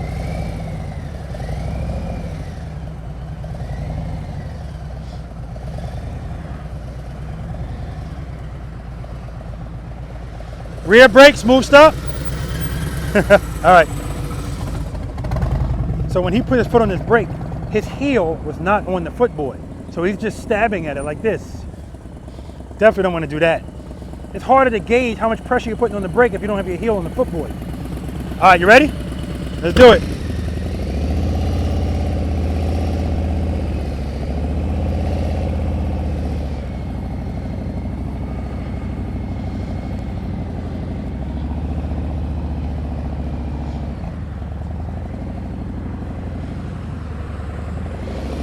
Rear brake, smooth stop. Excellent, man, excellent. All right, guys, we're gonna move on to exercise number 3, trust and believe. And this is gonna be interesting. All right, let's do it. All right, any questions on that? What do you want the push-ups? You can do them at home, man. Send them to me if you want. Any questions? No, okay, good. All right, remember guys, practice frame of mind. So when you came around here, a bunch of speed, boom. When I told you over there, all right, rear brake, smooth stop. As much as he watches, I know he knows that's coming. And when I told you rear brake, that's the reason I tell you not to cover it, because A, I don't want you to use it, but B, I want you to see the difference of how it is when you are covering it versus when you're not. And when you went to brake, I've never seen, well, yes I have. You stabbed at it, like your heel wasn't on the footboard. It was just like, you don't want to do that because then you can't really gauge how much pressure you're putting on it, right? Okay, but for the most part, that wasn't bad at all. Nobody passed me, so that was good. And I'm glad that you were doing really well and then all of a sudden you put your foot down. Remember, that exercise is designed so that instead of putting your foot down, clutch. Clutch, that's what it's all about. Because we need to reprogram our brains and get the instinct of putting your foot down gone. What keeps the motorcycle up at slow speeds? That's right, sufficient power to the rear wheel. So we don't need our feet while this bike's moving, okay? All right, exercise number 3, trust and believe. Who's not familiar? You're not familiar? Okay, you're gonna learn today. All right, so it's called trust and believe because that's exactly what it is. Let me ask this. Do you trust and believe that as long as you have sufficient power on the rear wheel, it won't fall? I do. You do? No? I have to earn the trust. I know it's the case, but, you know. So you don't trust it? And you don't believe it? And that's what this is about. I appreciate your answer. Because sometimes people say, no, I trust it because they thought, I don't mean do you know what it means? You know, I mean, do you actually trust it? And if I see you put your feet down when you feel falling, you do not. So this next exercise is going to cover that. Trust and believe. It's pretty much what we just did without the bike moving. All right? The bike's not going to be moving at all.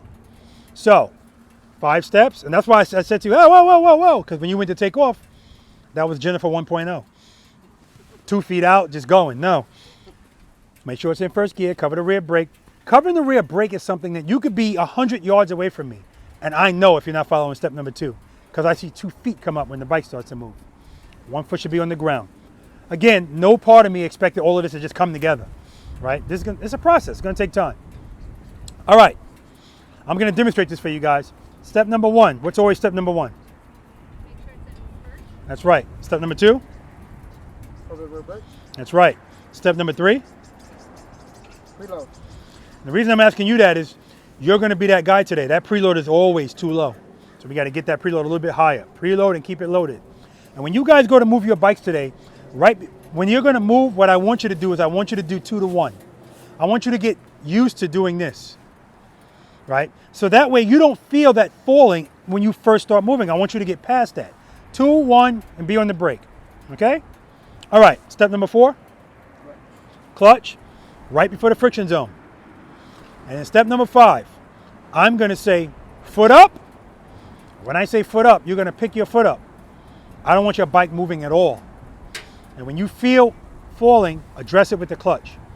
Address it as soon as you feel it. We're back to normal now. Address it as soon as you feel it, and I want you to come to a smooth stop. This is not about when in doubt, throttle out. We're not gonna just open the clutch. And in this case, believe it or not, 2 to 1 is gonna work. Because when I demonstrate it, I'm gonna be right here in front of you guys. Gigi's gonna yell foot up. I'm gonna pick up my foot. The bike's gonna start to fall. 2, 1, rear brake, friction brake, bing. If I do that correctly, the bike's not gonna move a lot at all, right? Second time I'm gonna demonstrate it, when she says foot up, I'm gonna pick my foot up, and I'm gonna let it fall a little bit before I address it. The only difference is now I'm gonna have to open the clutch up a little bit more, and now instead of the bike being here, it's probably gonna be here or here, depending on which way it's falling, okay? What I don't want is for you to think that your goal is to try to see how long you can balance the bike. When you pick up your foot, if the balance is working out, you're gonna be sitting there for a couple of seconds. But eventually, it's gonna start falling. As soon as you feel that, address it.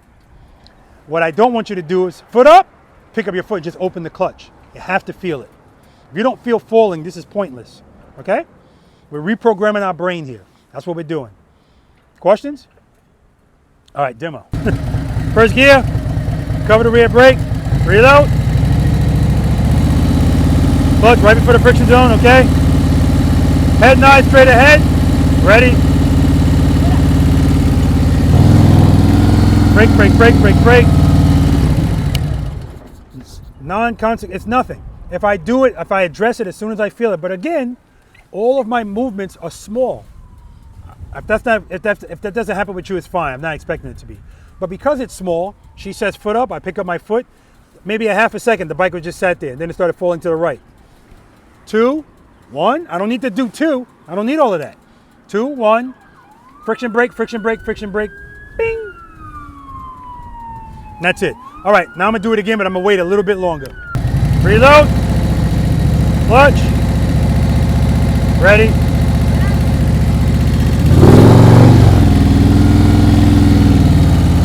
Full stop.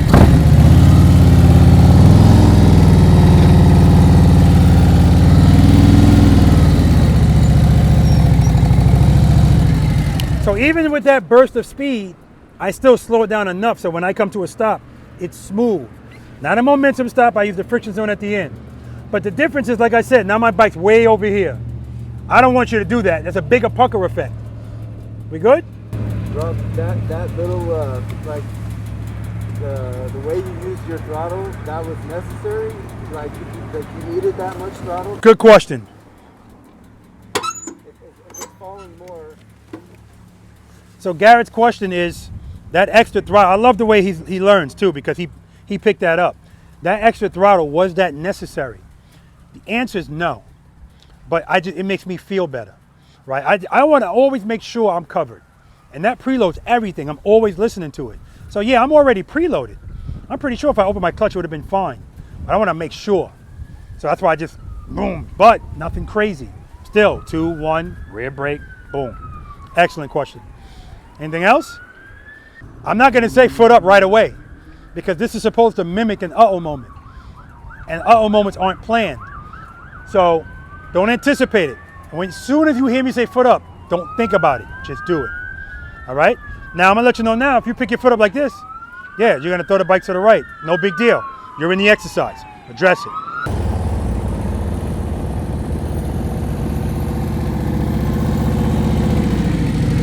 All right. Nice stop. All right. You ready? Were you dancing? Put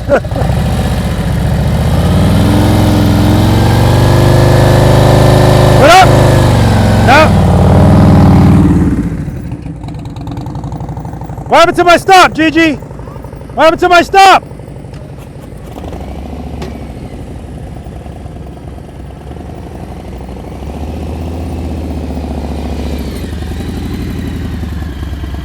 Make sure you're straight. What happened to my stop?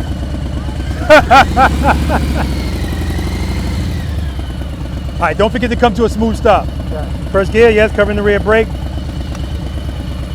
All right, preload. Head and eye straight ahead. Put up. Now you're moving. All right, go around. Cover that brake. Keep it slow. Easy on that brake. Easy on that brake. Nice and easy. Nice and easy. Oh man, front brake. They all adding up, man. All right. First gear. Yes, covering the rear brake. Preload. Make sure you hold the brake so the bike don't move. Good. Don't forget you're coming to a smooth stop. When you pick your foot up, I don't want this bike moving at all. When you feel falling, open the clutch, smooth stop. Foot up. Smooth stop. Not bad, not bad at all. I need you here. Good, let it go back. You're on a hill. Let it go back. Gigi, you picked up your foot, the bike was moving. Okay. If that happens next time, just stop and come back. All right, same thing we did over there. 2 to 1, rear brake, friction brake, bing! Preload. Preload. 2, 1, that's 10. Yeah, see? That's you staying at 2. 2 to 1. Right here. Foot up. Brake. See, that's just 2. All right. First gear? Are you in first gear? Yeah. You sure? There we go. All right. Covering the rear brake. Preload. Give me some more. And then, Give me some more. before I do that, I'm gonna preload, but I'm taking my foot off this brake, right? Yeah, that's the only way you're going to be able to move. But you're on a hill, so you're going to have to use a little bit of brake to hold it from going backwards. Don't forget, you're coming to a smooth stop, too. And when I say foot up, pick your foot up. Make sure the bike's not moving at all. When you feel falling, open this. So make sure this is right before the friction zone. Step number 4. Start opening it up so you get right before the friction zone and pull it right before it. Pull it right before you're in the friction zone. There you go. You don't want to be in it, you want to be right before it. You're in it. Right before it. Pull it in. I'm confused what I'm supposed to be doing. You're supposed to have this right before the friction zone. Right before the friction zone. Right now you're at 0. Where's 1? That's 1. You hear it? You hear the difference? Yeah. But let's pull it right before that. Right before that. Right now, every time I tell you to pull it before it, you're going all the way to the grip. Right before it. Right there. Right there. No. Right there. Keep it right there. Preload. But I'm stopping with, I'm going to be doing this without the gas, though, right? And without, No, you need gas. That's preload. Yeah, I meant without the brake. Without the brake. Well, yeah, when you go to move, but you're going to be right back on the brake because you're stopping right away. Smooth stop. Give me some more preload. No brake. Preload. Give me some more. See the bike's moving? You're in the friction zone. I don't want you in it. Right before it. Use the brake to make sure the bike doesn't roll.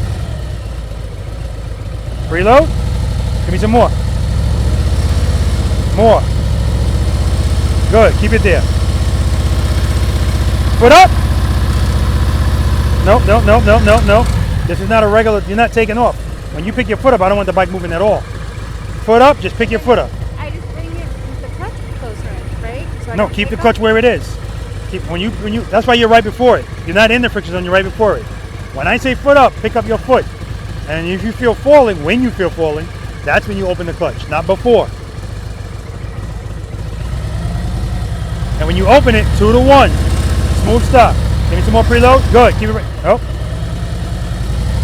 More. Good. Keep it there. Nope. Don't let it drop. Keep it loaded. Foot up. Huh? I'm confused because I saw my brake on. Yeah, you pick up your foot. You can keep the brake on when you need to move. Come off the brake. Okay. Yeah.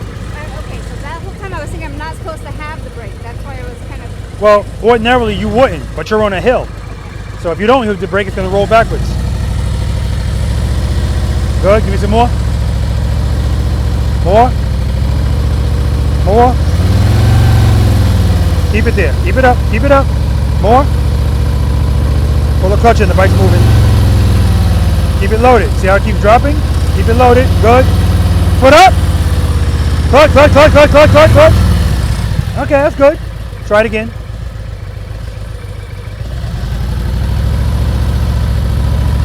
Give me some more. Foot up. Foot up. Smooth stop. Smooth stop. So right now when I say foot up, you're opening the clutch. You're taking off like you normally do. That's not what this is. You're picking up your foot with the bike not moving at all. Okay, go around. Go around the same way we always go around. 2 to 1. Rear brake. Preload. Go. 2, 2, 1. And that's why she didn't make that turn, because she's staying at 2. She can't turn the bars.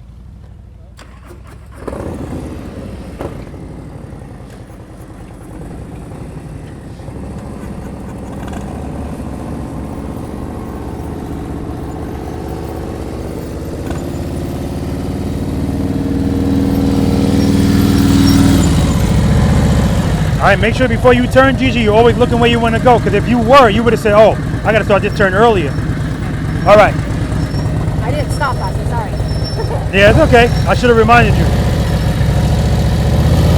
You ready? Put up. Now you're moving. You were moving. Do it again.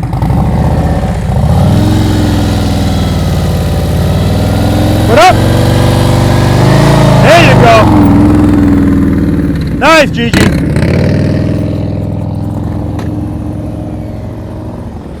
Yeah, right here. Good. Friction brake, friction brake. Yeah, that's what I'm talking about. I was about to say, what happened? You quit? You just got here.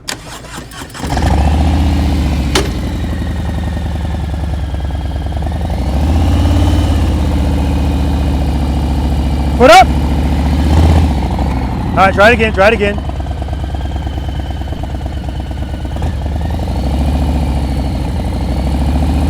Put up. No, no, no. Come on, back up. Trust and believe, Garrett, trust and believe.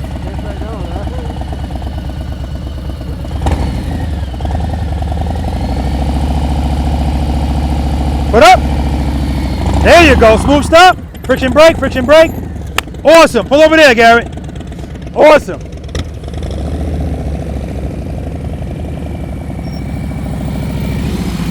All right, now I get it. Now I get it. You did it again. You had your foot, you had the middle of your foot on the brake. That's why it's like, ah! Yeah, keep it just like that, that's good. All right. First gear, yes, covering the rear brake. Preload, head nice straight ahead. Clutch right before the friction zone. Good, keep it loaded, keep it loaded, keep it loaded. Don't forget to come to a smooth stop. Put up. Keep it loaded, brother. That happens to everybody.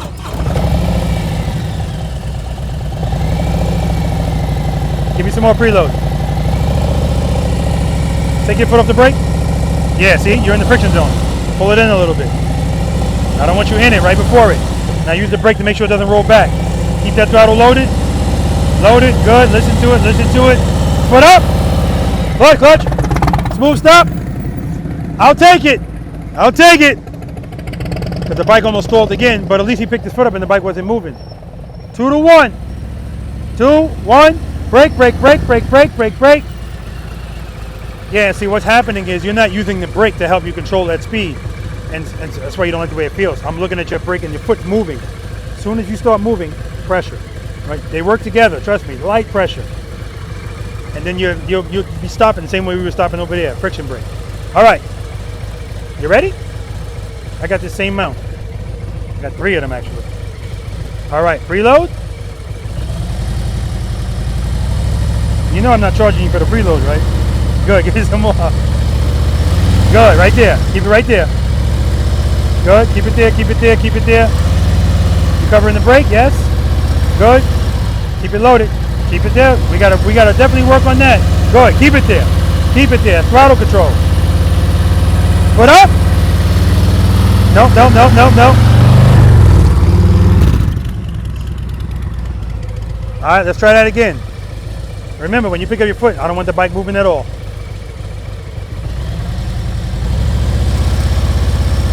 Good. Oh, there we go. It's a good preload. Foot up. Oh man, that was going to be it too. That's the feeling I want you to feel right there. Try it again. Foot up. Clutch, clutch, clutch, clutch, clutch. That was it. That was it right there. But what happened is when you opened it up and it started to move, you pulled it back in. That was it. That was perfect. One more time.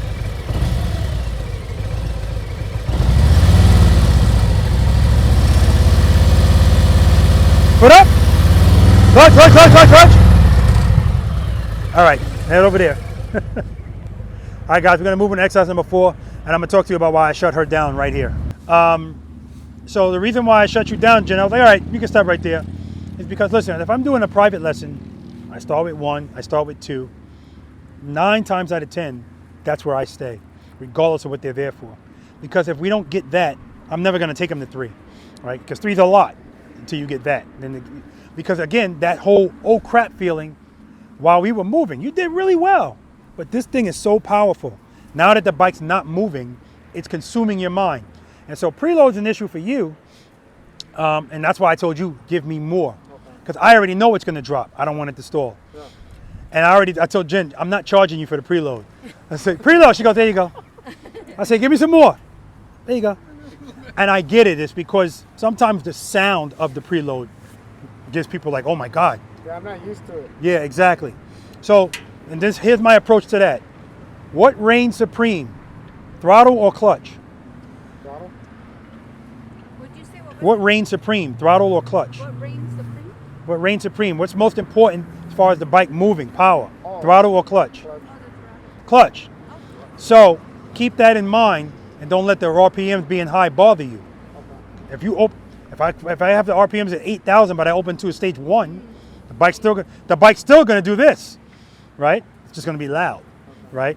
So I'd rather, that's why I'm saying, give me some more, right? It's going to go down anyway when you open the clutch, okay?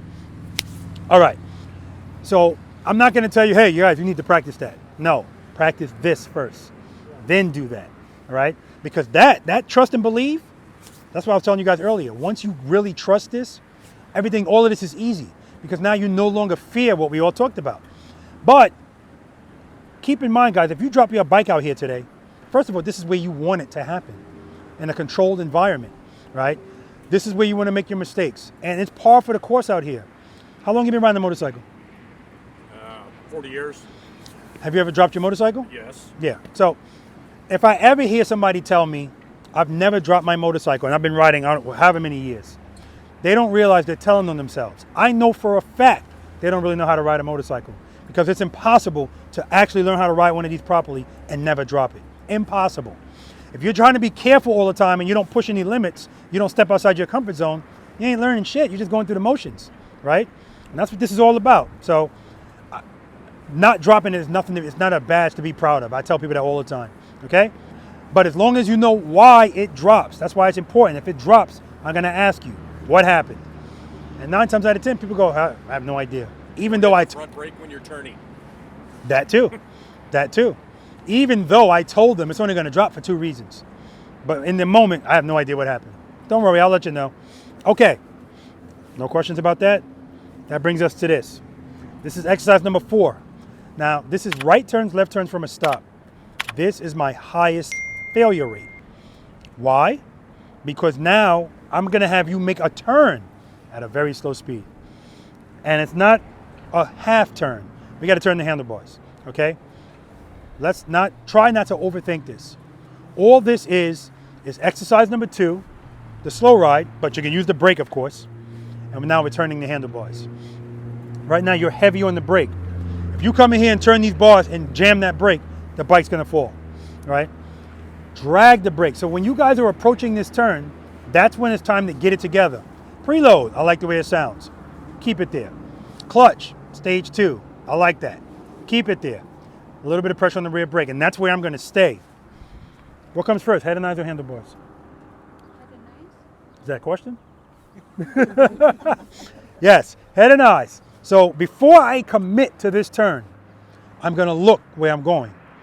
And if nothing's coming, handlebars. Now this is where people it falls apart because as soon as people turn the bars, they start changing stuff. And they change it a lot. If you need to make changes, they should be subtle. So if it was working going up, because you're actually coming up a hill, if everything that I had was working here, I shouldn't have to change much when I turn the bars. But if I turn the bars and I feel the bike starting to fall in, how do I correct that? More clutch? That's right, clutch, or come off the rear brake, AKA I need power. But I don't want to overcorrect it because that's what people do. They feel falling, either they pull a clutch in and it drops, or they overcorrect it. What does it always want to do with power? And that's what happens. So again, that's where 2 to 1 comes in. Maybe not exactly 2 to 1, but the motion of open, close. I feel it starting to fall this way. I need power, open, close. I just need to pick it up. I don't need to keep it the whole time. What if I'm making this turn and the bike is falling this way? How do I correct that? I like that, squeezing the clutch a little bit, because it should be the opposite of the other one. First of all, any way I turn my handlebars, the bike is going to want to always fall that way. So if it's trying to fall the opposite way, clearly it's trying to go straight. I have a little bit too much power. So you're right, pull the clutch in a little bit, but same thing, I'm not going to keep it in, out, or rear brake. Either one, there's no wrong answer, right?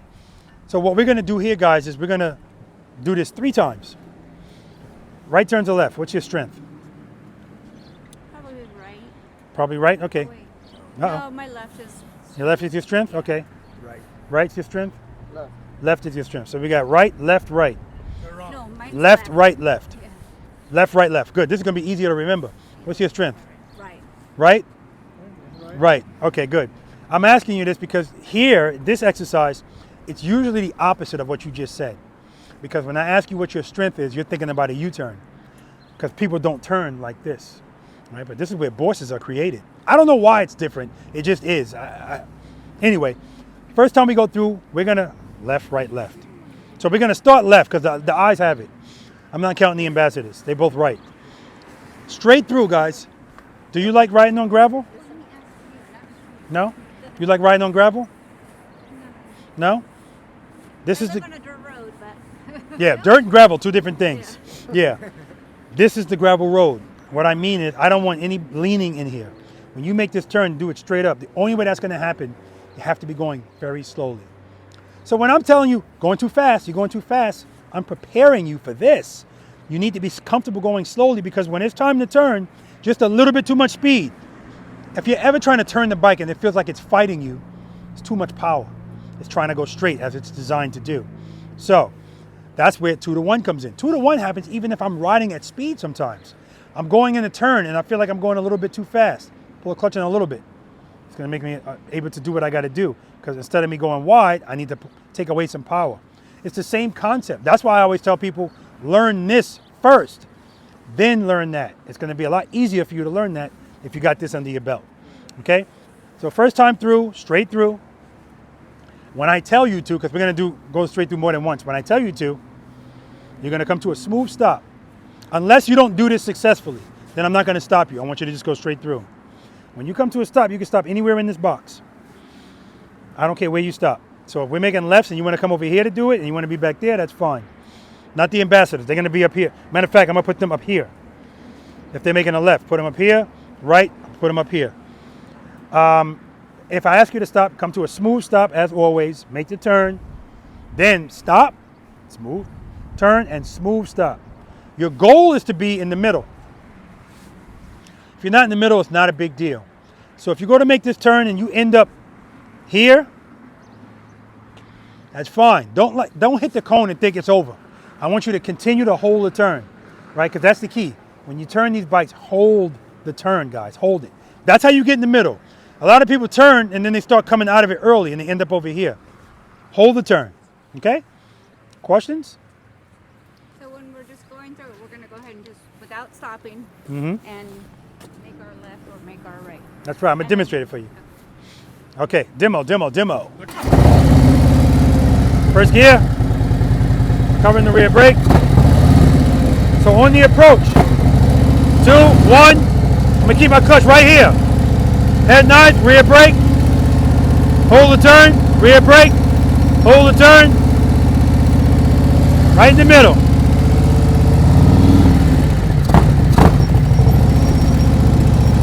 I'm dragging the brake. Dragging it, you can hear it. Head nice.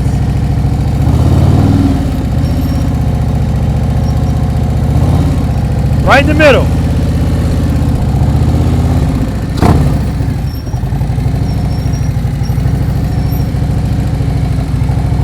Smooth stop.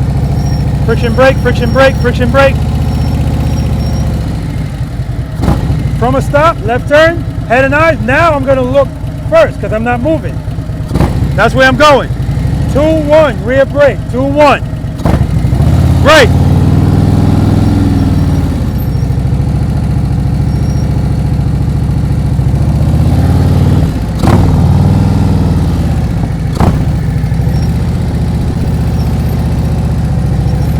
Smooth stop, friction brake, friction brake. Now I pull the clutch in. Now I'm going to stop there. 2-1, brake. 2-1, brake. Hold the turn. Brake, brake, brake, brake, brake. Smooth stop. You good? All right, California ambassadors are going. No brake. Too much speed. Oh no, beautiful, Ruben, beautiful. You see Ruben puts his body over those bars. Huh?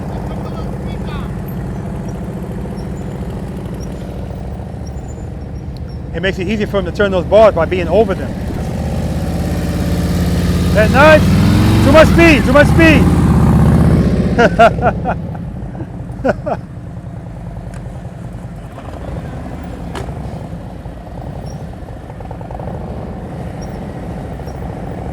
Cover that brake, cover that brake.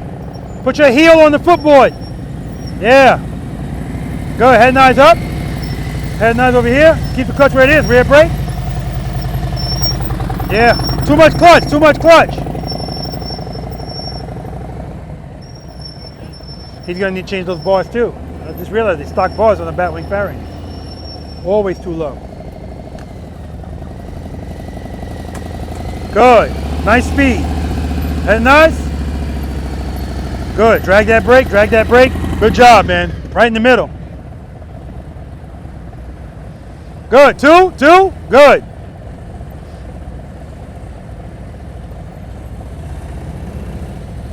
Slow it down, slow down. Keep it slow, keep it slow. Keep the clutch where it is. Nope, that ain't gonna work. Okay, back up. Remember, when you come here, when it's time for you to turn, keep the clutch where it is and just use the rear brake. Keep going, keep going. You're gonna need more room than that.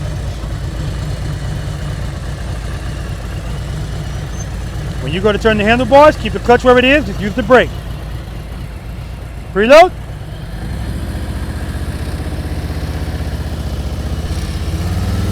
Good, keep it slow, keep it slow, keep the clutch open.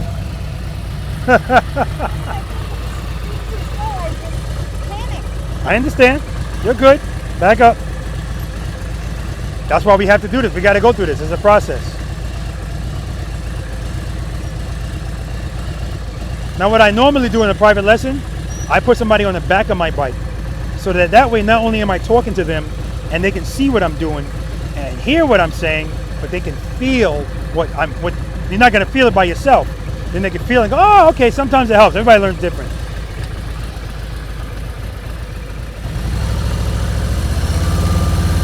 Good, foot up.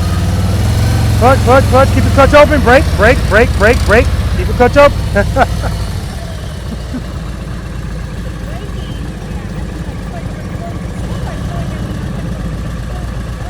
Back up. So let's do this. Make the turn. I don't care if you hit the cones. Don't worry about the cones. But I just want you to turn these bars. Keep the bike in the friction zone. If you go a little too fast, it's fine. I just want you to turn.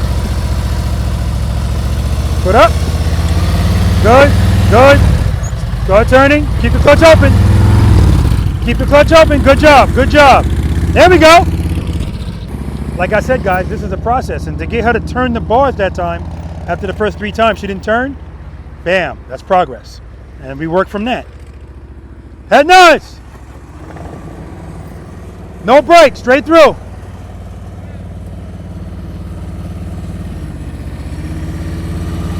No brake, that's right. Head nice. No brake, Gigi. No brake, straight through. I didn't tell you to stop. No brake, get your foot off the brake. Nice, Ruben, right in the middle. Ruben's got that no brake down. Good, keep going, heading nice, rear brake. Pull the clutch in a little bit, you got too much clutch. So you see how his bike is jumping forward? That's what I mean when I say you know if the bike has, you know if you're in too high of a stage of the friction zone, if when you take your foot off the bike, it's jerking up. Pull the clutch in a little bit, making it fight.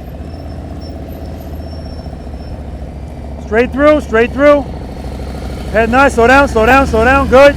Good, hold that turn, so you came out early. Good job though. No brake.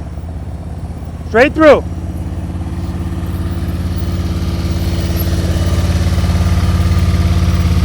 I said no brake, woman. Good job though. Right in the middle. All right, you can use the brake. I want you to go through as slow as you possibly can. To the left. To the left.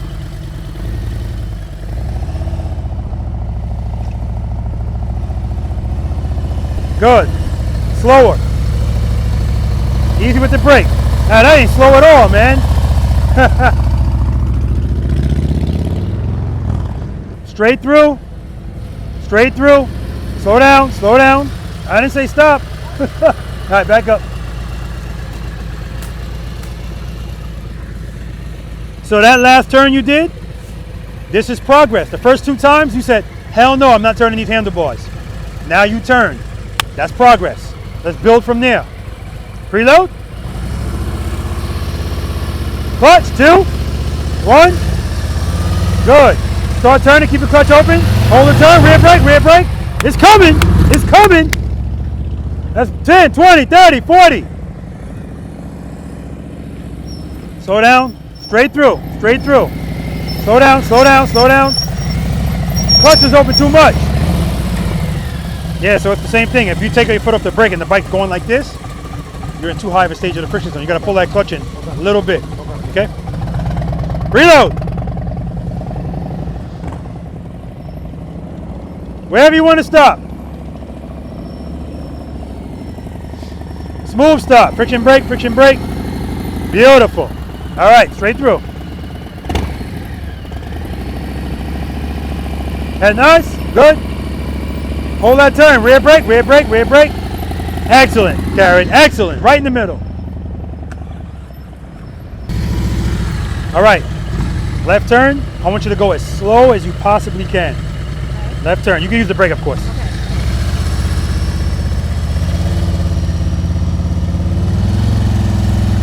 Good, head nice, brake, good. You can go slower than that. Good job, right in the middle, excellent. A little.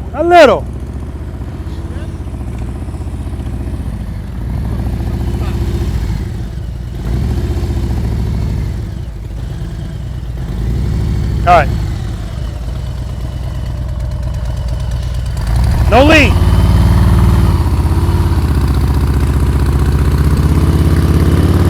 Nice, Ruben.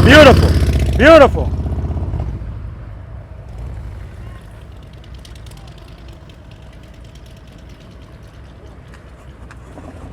Nobody seems to be in a rush to get up here.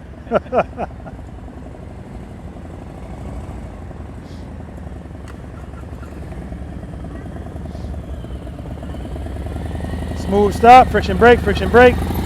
Yeah, man. Give me another smooth stop right here.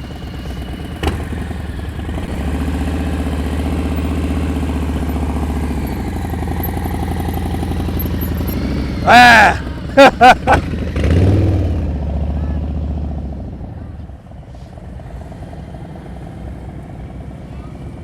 Cover that brake. Put your heel on the footboard. No, we're not stopping. You're going straight through. Headed nice. You're looking at those cones. Yeah, too much speed. Straight through, straight through. This is it. I feel it. I feel it. Good. Keep it slow. Good. Good. Good. Keep it slow. Good. Keep the clutch open. Keep it open. Just use the brake. Start turning. Brake. Brake. Okay.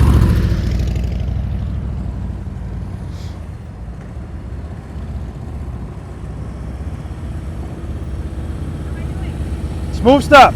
Inside. Inside. Come on. I told you inside too late. Come on. All right, so the reason why he does brakeless so much better is he's over his handlebars.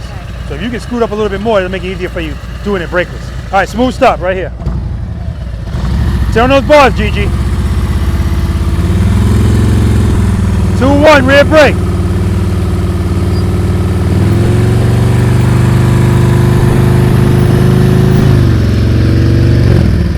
Good job. Right turn next.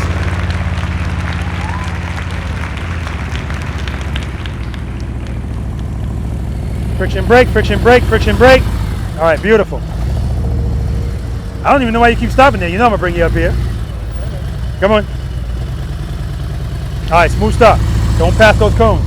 Don't pass it? Don't pass it. Which tire are we talking about? The front one, good question.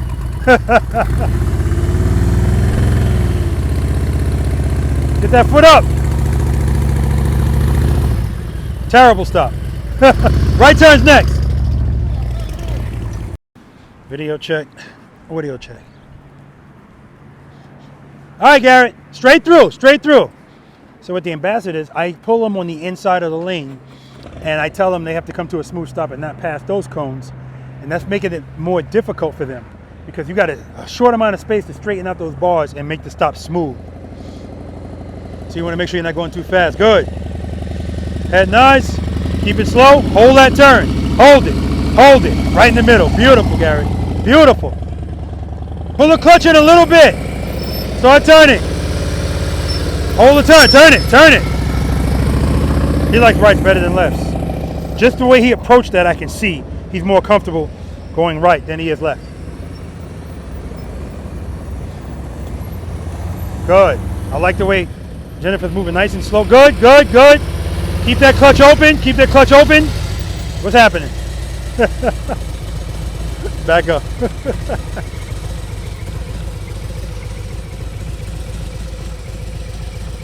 Be patient with yourself. Yeah, keep going. Because I hope you see the improvement. I already do. Big time. You'll see. Wait till you watch the video. Preload. 2. 2. Good. 1. Good. Keep the clutch where it is. Brake, brake, brake, brake. Don't smash at the brake. Just drag it. Good. Head nice. There you go. Yeah, you love right turns. I forgot about that. Right in the middle. Beautiful. What you got, man? No brakes.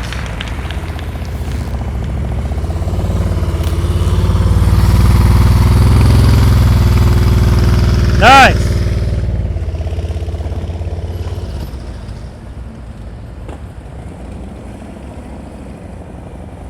Same thing. Do it again.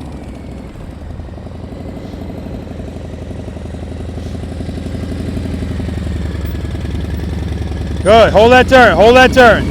Right in the middle. Beautiful, Gary. Slow down. Slow down. Slow down. Good. Pull the clutch in a little bit. Good. Keep your speed up. Start turning. Clutch, clutch, clutch, clutch. That's 70, 70.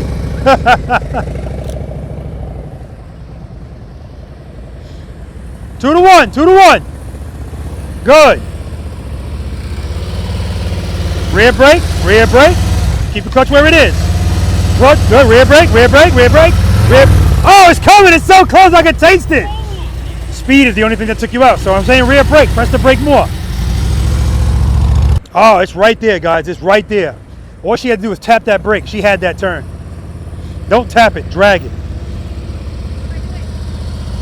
Straight through, straight through, straight through. Yep, you can use the brake. That's 10. You had that, Gigi. Trust and believe. From the inside. Nice and slow, nice and slow. Slow as you can go. I didn't say stop. All you're doing is confusing everybody behind you. All right? Slow as you can go. You can go slower than that. That's what I'm talking about. Good job. Right in the middle.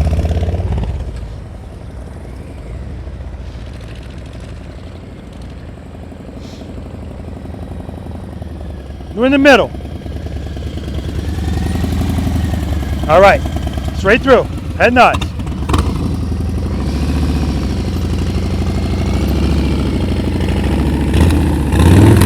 Yeah, you had it, man. You had it.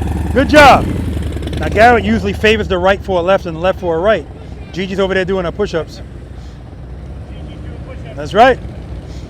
I made him come to the middle because I know he can do it from the middle. It's too much speed, man. We got to get that speed out of you. Straight through.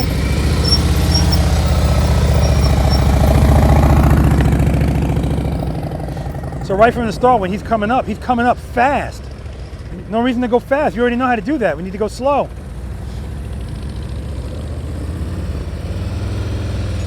Slow down. Easy on that brake. Good, good, good. Start turning. Brake, brake, brake. All right, so here's the problem. The problem is I want you to just apply pressure to the rear brake and hold it. You're coming on and off of it. That's why you didn't make that last turn. If you just kept the brake, boom, that turn was easy. Do it again. It's coming though. Smooth stop.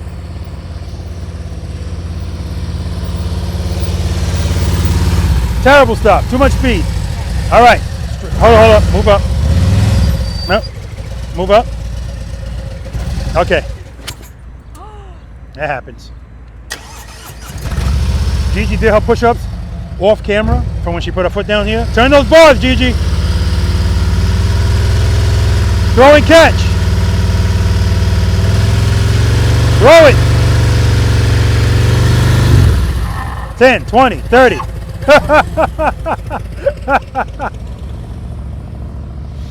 Gigi don't want to throw it. Just throw it and catch it. But that's where trust and believe comes in.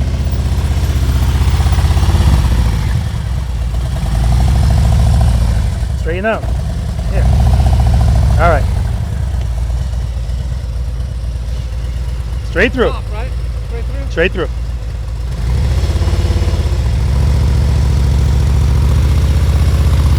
Excellent, Ruben. Excellent.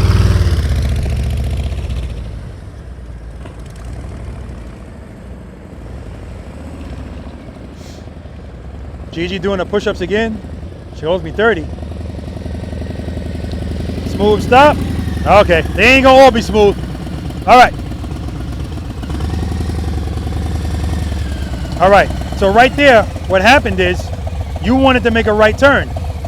The bike was going left. That's why you went straight first and then you lost some space. That's where that comes in handy. Throw and catch, okay? All right, throw catch, throw catch. Preload. That nice.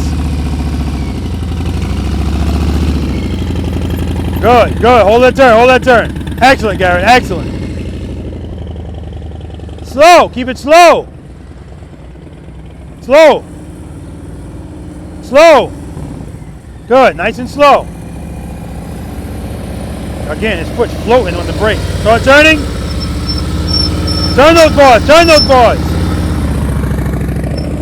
So he's definitely gonna have to get a lower brake handle because, brake pedal, because his heel's off the footboard. It's very difficult to be smooth like that with the brake. Good, good, brake, turn. That's actually the turn at all. Smooth stop.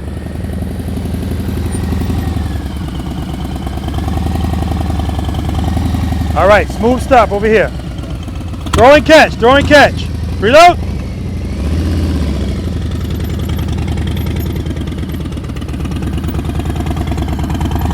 All right, the preload was just a little bit too low. The whole time you were going, you're looking over there. Make sure you're looking over there. Good job, take a break. Keep it slow. Slow down. Slow down. Start turning. Back up. You thought you were stopping. I get it. So what you're going to have to invest in is a different brake pedal lever so that it's lower. Because right now you're still doing this. You know, and it's hard to be easy on that brake without your heel on the footboard. Okay? You need new bars too. Just anything with a bat fairing, the bars are too low. I know you don't think they are, but you shouldn't be like this. And then when you go to turn, your elbows are into your body. You need 12 inches. 12 inches? Yep. Because it's not about the height, it's also the pullback. All right, preload. Good, rear brake, nice and easy. Rear brake, rear brake, rear brake. Hold it, brake, brake, brake. Here we go.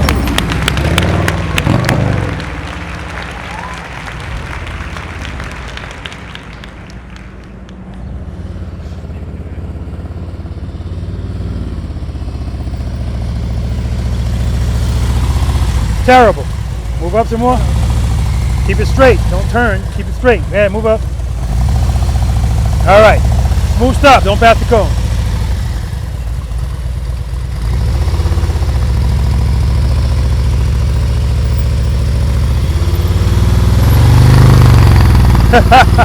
Take a break. All right, this is it. No pressure.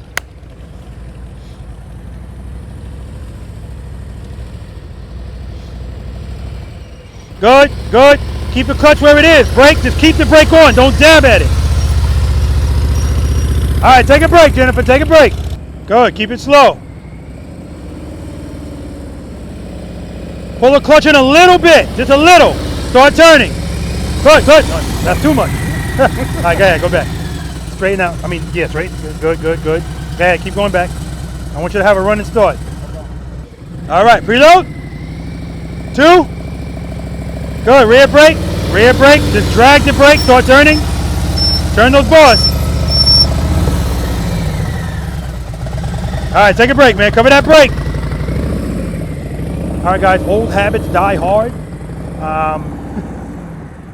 We're gonna talk about what they just did, and then we're gonna move on to exercise number 5, single serpentine. Now we're gonna start turning. Well, we already started turning. Now we're gonna start leaning. First time we're gonna be leaning and transitioning. Let's do it. Any questions from, well, if you remember, any questions from right turns, left turns from a stop? None? Beautiful. All right. Again, if that was difficult, don't beat yourself up, because like I said, you're really not even supposed to be there yet, right? You got to work up to that. Garrett, what I was doing with you was I clearly saw, I noticed that if you were making a left turn, you would favor the right and vice versa. But I also saw you didn't need to do that. That's why I made you get in the middle and come to the front. Because ideally, when you're doing that exercise, you want to be comfortable doing it from the line. Because when you're out there in the real world, there's going to come a time when you need to make a turn. You're not going to be able to see past a car that's parked or an SUV that's parked. So being back there is not going to be practical. And I don't want you to get into that situation and then go, oh crap, now I got to go further. And then there's a double yellow line there and there's traffic coming. I see it all the time. People go over that double yellow line. Why? Too much clutch. So every time you guys went past those cones, too much clutch. We're not turning the bars enough, right? But again, it's harder to turn if you have that power behind you, that speed. And Jennifer said, I feel like if I slow down, I'm not going to be able to do this. It's going to fall. That was the first 2 times she went through. Immediately that changed. I love to see progress happening right before my eyes. That's something that you just have to keep practicing. But like I said, do the other stuff first. All right? All right. Exercise number 5, guys. Single serpentine. Who has never practiced it? Okay. So this is the first time we're going to be introducing lean. Now we're going to start leaning. But we're still going to have to turn. We're not doing slight turns. That's why I added these extra cones. Because if I make it narrow, you guys want to do this. That's not what this is. This is turning, leaning, and transitioning. Transitioning. If we do them properly, this is very simple. So, start wide, stay wide. I know you know that. That's what I want you to do. That's why I added these cones. Because I don't want you hugging the cones. See the angle this bike is at? That's how I want your bike to be when you go in here. So when you guys come down here, that tripod's not going to be there. When you approach these cones, I don't want you all the way out here. I want you right here. Because when you get past these cones, I want you to dip the bike into the turn. And when you dip it, hold it. What does holding turns buy you? Space and time. That's right. Holding turns buys you space and time. That's critical in this exercise. So when you make this first dip, don't immediately start trying to do the other one, because now it's going to start tightening up on you. Again, it's not about just getting through these exercises, guys. It's how you get through them. And so in this exercise, I'm looking for lean. I'm looking for transitions. You can't be going too slow in here. If you're straight up and down, it's not the exercise. You can't lean if you're going too slow. You can't turn the handlebars like this if you're going too fast. All right? So when you dip it, hold it. Hold it. Transition out here. Now I got a bunch of space here. See how close I am to these cones? You don't have to be that close, but I want you to be closer to these cones than you are to those. If you do it like that, every time you go through a cone, you're going to be fine. If you're too close to the next one, it's going to start tightening up on you. Okay? All right. I'm going to stay in the friction zone the whole time, or maybe I'm going in and out. I'm doing it without my brake. I want you guys to use the brake. They're going to be doing it without the brake if they're going to do it. Okay? Counterbalance your body, meaning your body stays straight up and down. Let the bike lean under you. Keep your head and your eyes straight ahead. Don't look at each cone. Okay? Watch your speed, and you'll be fine. The purpose of this is also to get you to feel comfort leaning the bike without going fast. Right? You don't need to be going really fast to lean the bike. You need to be going fast enough, but not that fast. Okay? Demo. First gear.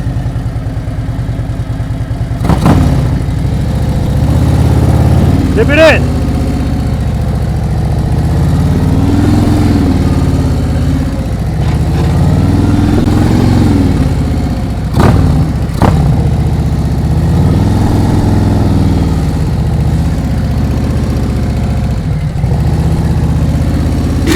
Head and eyes, straight ahead.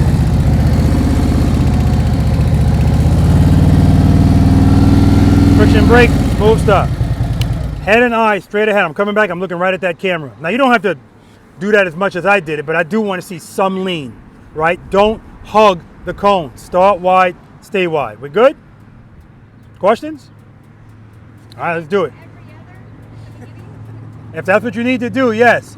But if you need to do every other, it means you're going too fast, and it means you're reluctant to turn the bars and lean the bike. This is not about making slight turns. Turn the bars. That's what we're doing. We ain't playing around anymore. We're here to be the boss, okay? Good question. Stop. Dip the bike in. You're just lazily going in. No, I'll do it. All right. So yeah, remember guys, I want you to dip the first one. Dip it, because that's how you're gonna have to do them all. Dip it in, good.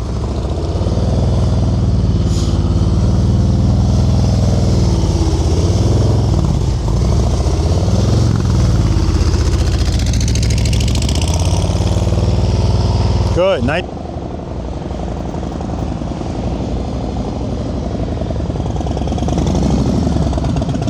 Good. Good, he's using the brake on and off, very good.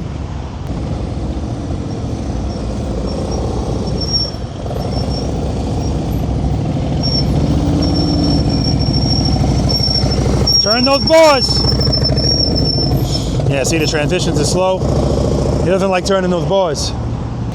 Dip it in.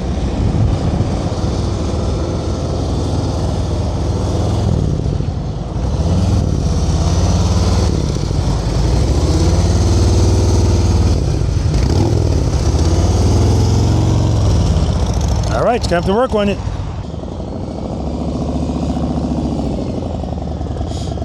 Good. Good. Nice.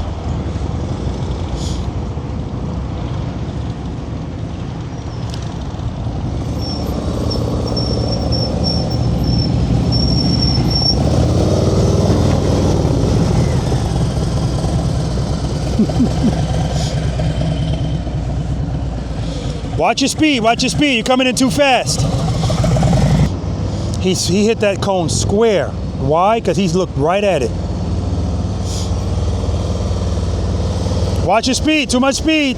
Dip it in.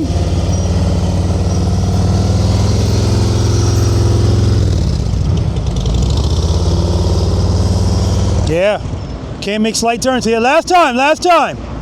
Dip it in, there we go. Good. Very nice. Transitions are good. Use of the rear brake is good. The throttle's steady. Excellent.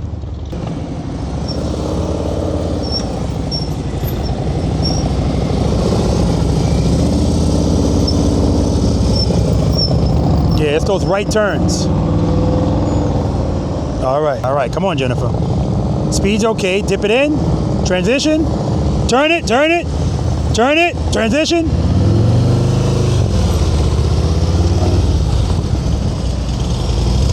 Don't worry about the cone. All right, guys, we're gonna talk about this, and I say it often, guys. If you struggle with this, exercise, you gotta practice this, but you gotta practice the stuff before it. It's all connected. All right, we'll talk about it. Question, single serpentine. Come closer. Let's get closer. All right. Well, I'm gonna say this, but I'll explain it more. If that is difficult for you, you're a dangerous motorcycle rider. You need to practice a lot, but don't start with that. I mean, I expected that because the other stuff was, kind of difficult for you guys. But I need you to think about this. You're out there on the road. If you need to swerve that bike and you can't, that's a huge problem, right? I don't want you to look at this lightly. I almost want to tell you, stop riding the bike on the road, right? Go to the parking lot and practice, right? Date the motorcycle. You guys are familiar with Lori, my Florida ambassador?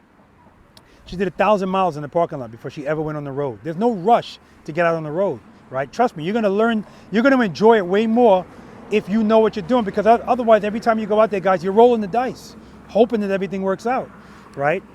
We wanna put ourselves in the position to have a say-so in what matters out there, okay?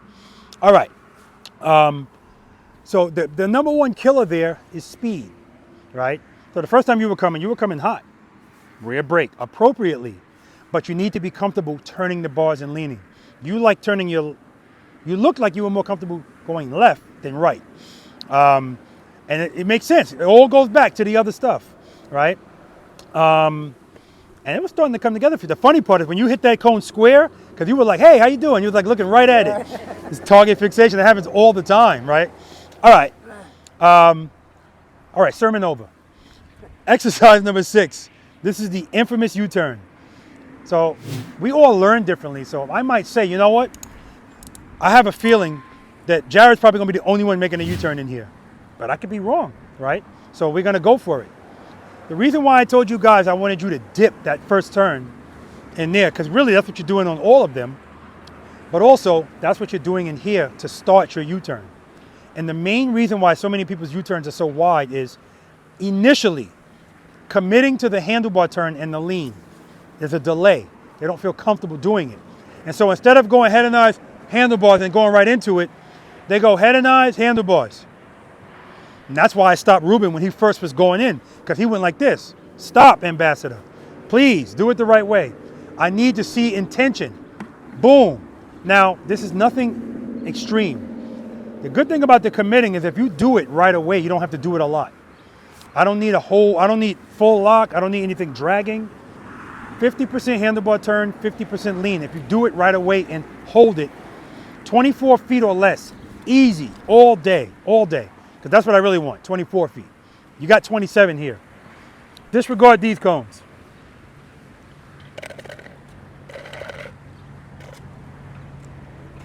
This is for the ambassadors. That's 18 feet.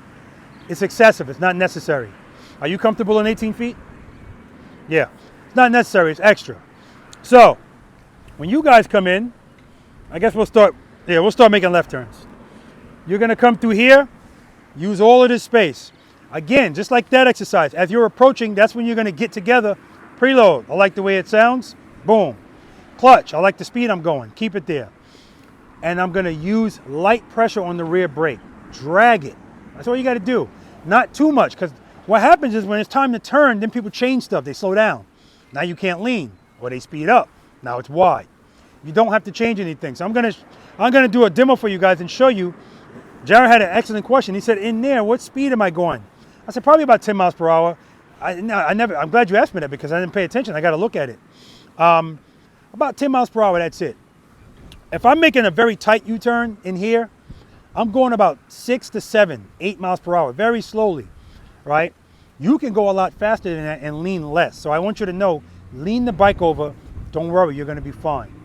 If it so happens that the bike's going to fall, keep your feet on the footboards. He has pegs, so you keep them on the pegs, but keep your feet on the footboards.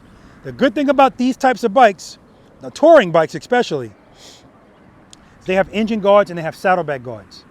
That not only protects the bike, it protects you, right? That bike will stay at 45 degrees, and when it comes to rest, then you put your foot down. Don't hold on to the bike if it's falling over, because now you're just going to defeat the purpose of the guards. That's how we scratch fairings, right? I know I can say all of that to you, but in the moment, you're going to do what feels most comfortable. Just like me telling you guys to slow down. I'm telling you, you're going to do what's most comfortable. So it's like, screw you, Rob. I'm just kidding. All right, so I'm going to come in here because we're going to do this 3 times one way, 3 times the other. Just like exercise number 4. First time, straight through. Oh, by the way, was anybody answer different as far as their favorite right and lefts?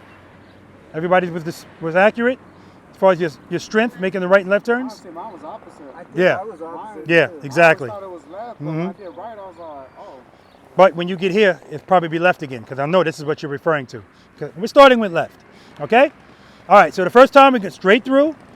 Second time, if you do it successfully, I'm gonna have you stop and make the turn. And then lastly, stop, make the turn, stop. Smooth stop, guys, smooth stop. Head and eyes, commit, hold it.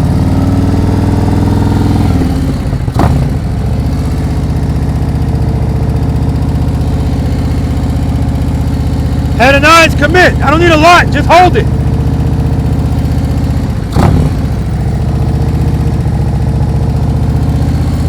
Friction brake. Move, stop. Head and eyes, commit, hold it.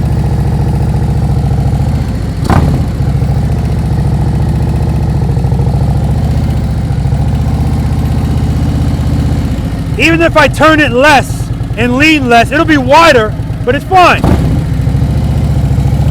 Commit. I'm dragging the rear brake. But do I need the brake? No.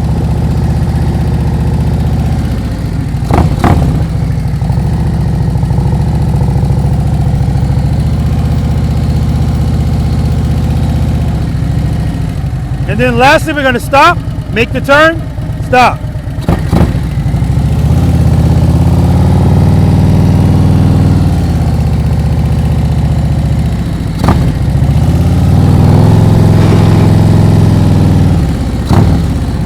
Okay, so right there, I fall into the lean. That's a drop and catch, but that's a drop and catch, not a drop catch, right? How am I able, why is the bike not falling? I'm clearly not going fast. It's because I'm giving it sufficient power as I'm progressing in that fall. Clutch is open and opening. It's picking up speed as I go, but not too much speed, okay? All right, so I don't want you guys to overthink this. When it's time to lean this bike in here, head and eyes, turn the handlebars and let the bike lean. And just keep it there, hold the turn, okay? Questions? Let's do it. Oh, Gigi's coming in here, no good.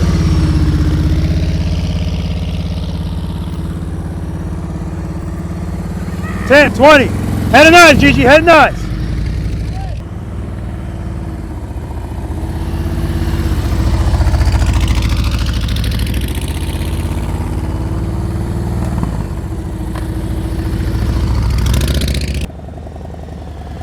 Good, head and eyes, good. Rear brake, good, good. Don't coast through it. Don't coast through it.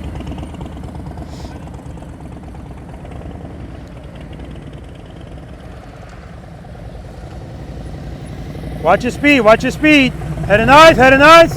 Too much speed, too much speed, too much speed. a speed demon. Get those feet up, Jennifer!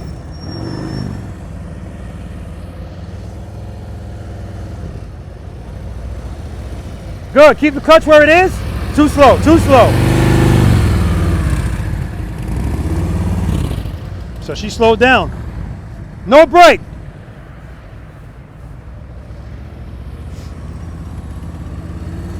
I didn't want you to try it in 18. When you come back, you can try it with the brake in 18. Commit, throw it over. Hold the turn, hold the turn. Yeah, you gotta lean it, Gigi. No brake. I didn't mean for you guys to try it in 18. All right, commit, throw it over. There you go. There you go.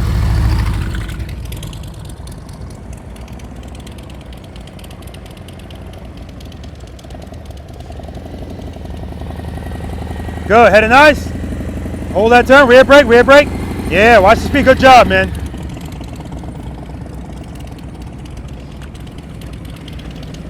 Watch the speed, watch the speed.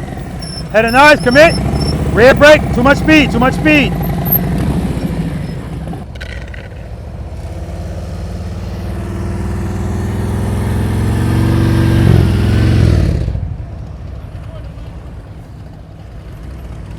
Straight through. Yeah, you can use the brake.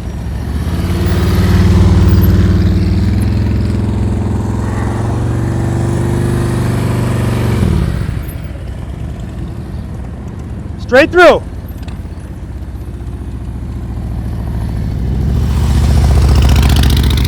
Nice.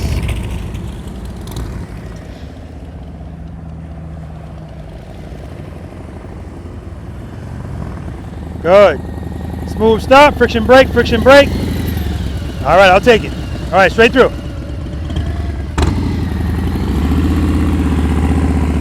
Go ahead and nice. Good, good, good, good correction. Straight through, straight through. Slow down. Slow down, rear brake. 10. Watch that pole.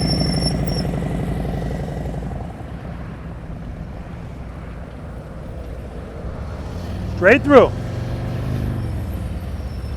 Slow down, slow down. Good, good. And a nice commit. Don't pull the clutch in.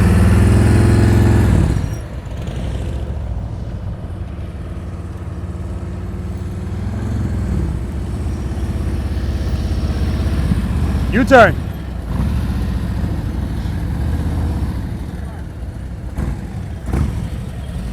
Drop it and catch it, Gigi. Good, commit. Yeah, you got to keep it lean. Good job, though. Good job.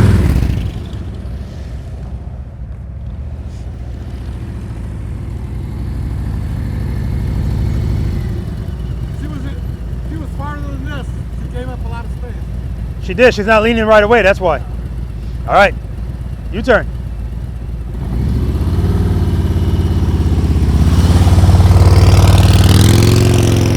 Yeah, same thing. Not committing right away. So that's why it's that swoop at the end.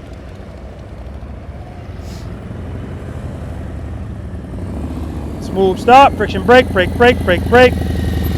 All right, smooth stop over here. Good, head nice. Rear brake.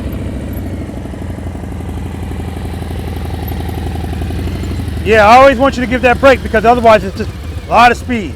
All right, right turn's next. Good job. Straight through. All right, rear brake. Keep the clutch open. Hold the turn. Brake. Brake. Brake. Yeah, you're not braking. Good. Good. Head and eyes. Commit. Hold rear brake. Brake. Brake. Easy on that brake. Don't smash at it.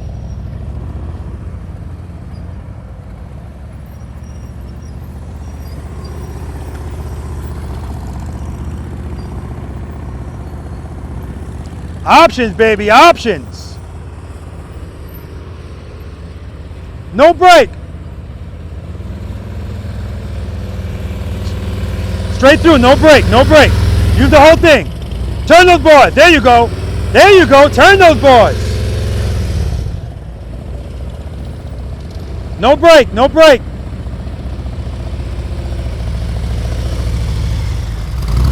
Turn those boys. There we go. I said no brake. That's 10 push-ups. Ruben thought this was a democracy. If I say no brake, I mean no brake. 10 push-ups, Ruben. 10 push-ups. Good. Head and eyes. Turn those balls. Turn them. There you go. Tuck that elbow. Good job.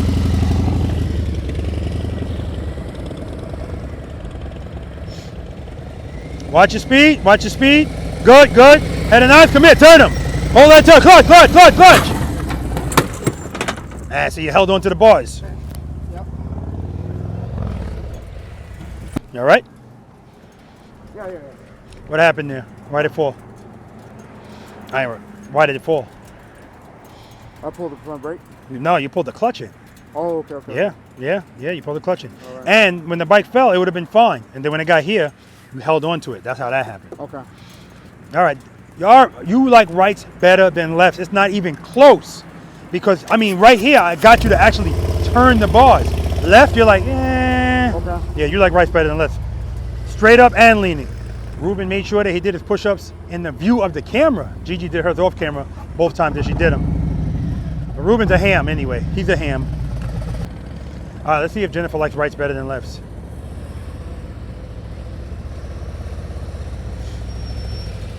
Good, keep your speed up. Head and on, turn it. Rear brake, rear brake.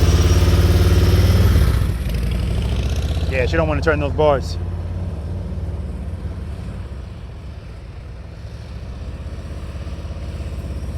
Just make a U-turn in 18 feet. You can use the brake.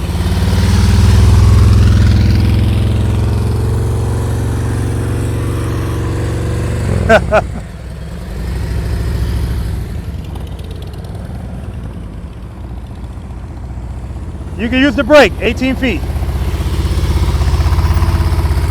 There you go. That's perfect, Ruben.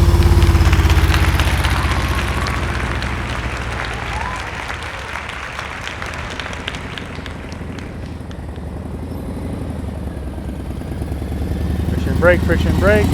Beautiful, U-turn.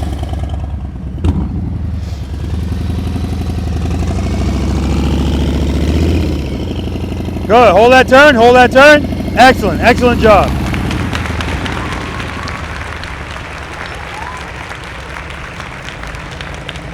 Watch your speed, good. Head and eyes, commit, keep the clutch open, drag the brake. Brake, brake, brake, pull the clutch in. Pull it in a little.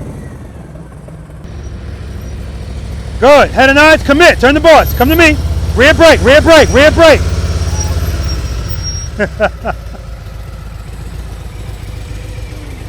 Day one, day one. Don't worry about it.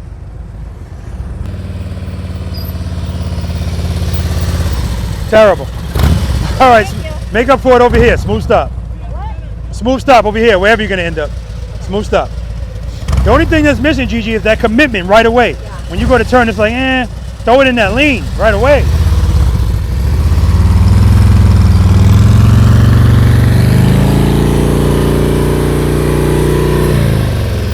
Smooth stop. Oh my God. And the reason why that wasn't good is when you started like this. Okay. You got to start straight and then. Oh, straight. Yeah, you got to start straight because if you start going like this, you're wasting space. Okay. And you still did good, even with that. Because I forgot, that's his favorite side, right turns. All right, take a break.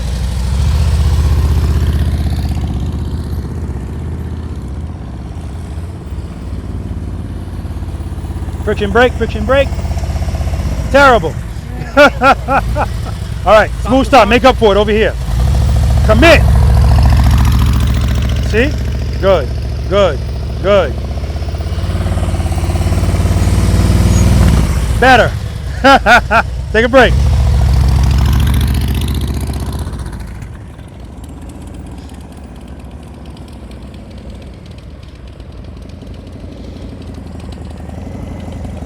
Friction brake, friction brake. Oh, it didn't move at all. Beautiful, Garrett. Do it again over here.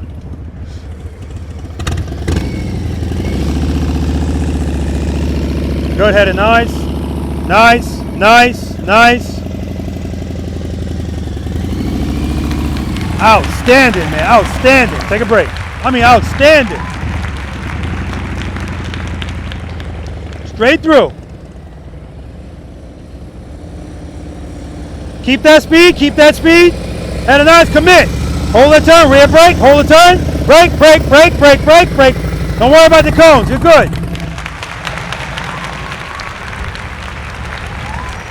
Go, come on, come on, come on, come on.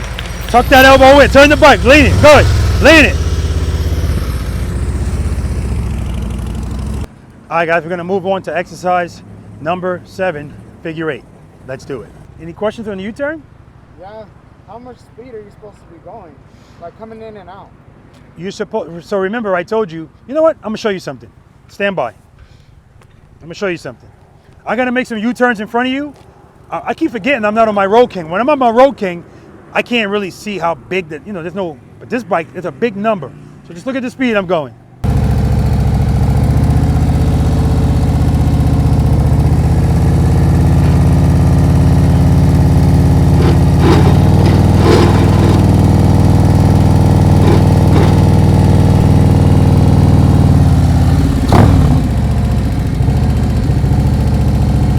What'd you see?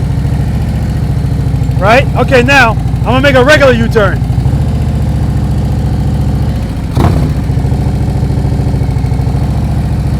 Pretty much the same.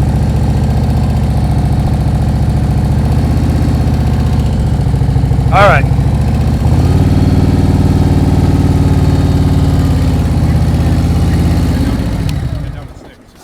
Yeah, exactly. So you can go a little bit faster than that. You don't have to be going that slow because you're not leaning that much, right? So the reason I always show people that is because I want that to stick in your mind when you go to lean and you feel apprehensive to do so because you think the bike's gonna fall. You have enough power, it's not gonna fall, you're fine. Because if I can drag the boards at 6 miles per hour and it not fall, you clearly can turn the handlebars and lean at 8, 9, 10 miles per hour, right? But it's just the point of feeling comfortable in. So even my ambassadors, like Ruben, when you make the right turns, not the right, they like rights. When you make the left turn, he'll still make that turn, but he'll barely make it because his initial lean and handlebar turn is subdued. And then he makes up for it by leaning more in the middle of it. That's why at the end of it, there's a swoop. Whereas if he just committed right away, now when he makes a right turn, he commits right away. Everything is smooth. So again, if I'm looking at the light under the bike, head and eyes handlebars, it should go like this. But what a lot of people are doing are head and eyes handlebars. Then they try to lean, right? So I don't want you to worry about that because, like I said, we're going up in the numbers. It's not going to get easier, right? Stuff's going to get more difficult. Speaking of which, this is exercise number 7 in figure 8. In my opinion, Garen is the only person that should be doing this. Because if you can't make a U-turn, or figure 8, it's 2 U-turns with a transition in the middle. All right? So I'm going to run through it with you. Ambassadors are going to do it as well. What's happening, man? You chopping at the bit. You want to say something. He's like, all right? Secret code. Okay. So all this is, guys, or Garen, well, you guys too. That's your entrance. That's the exit. You know what a ka-ching is, right? Of course you do. Of course you do. You guys know what a ka-ching is? Is that like you did it?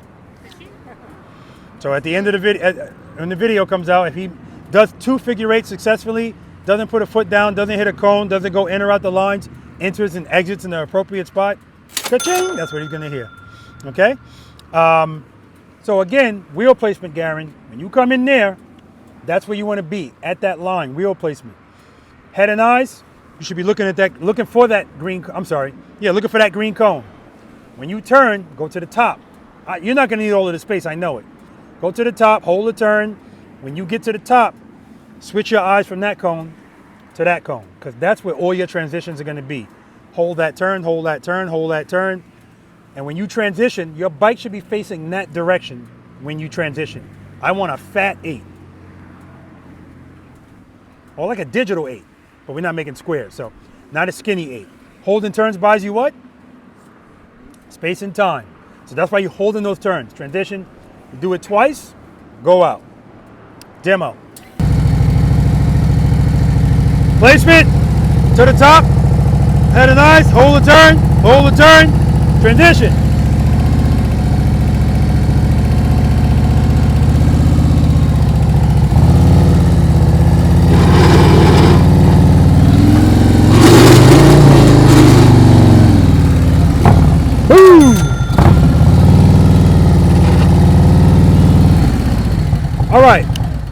So on the last one, I knocked it down to 4 parking spaces. What did I change? Change your throttle, or your preload changed. All I changed was the lean and the handlebar turn. Speed's exactly the same. Yeah, you did hit the throttle go up, but again, that just makes me feel better. All right, let's do it, Garen. And ambassadors. Ambassadors, 4 parking spaces, 4 parking spaces.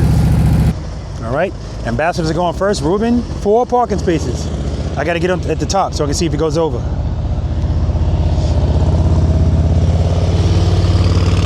right, he's good. Ah, he's early there. Screwed himself. He's over. He's early there too. So he's over. Ah, over there. But it doesn't matter, it's still excellent. Good job, man.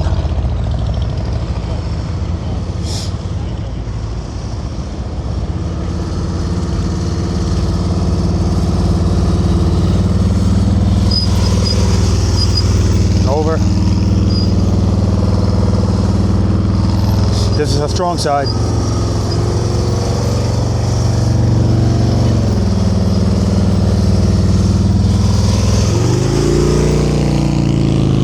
Just came off the brake right there. This is going to be a tight one for it, but this is a strong side. Nice, Gigi. Very nice. Nice. Good, good, good. All the way to the top. Good. Hold that turn.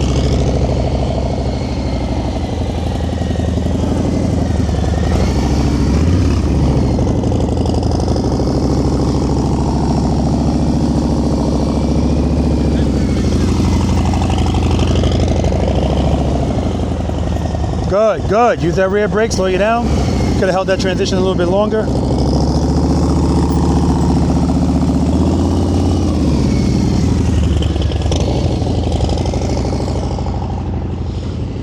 Four parking spaces, please.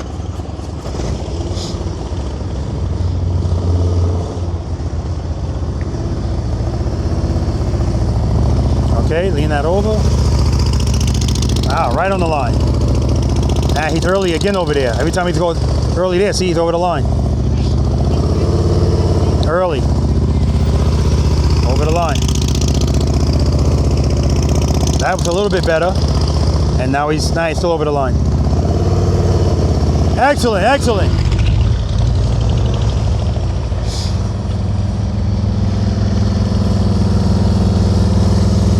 Good. So you got to throw that bike over, Gigi. And I know Gigi. She's over that line. Now this is all Gigi's gonna be practicing. Because I know that's how she is.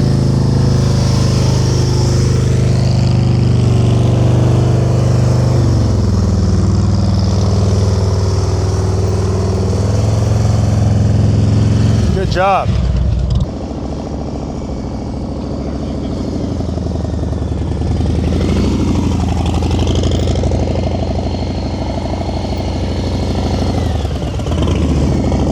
See, that's tight because he didn't hold that.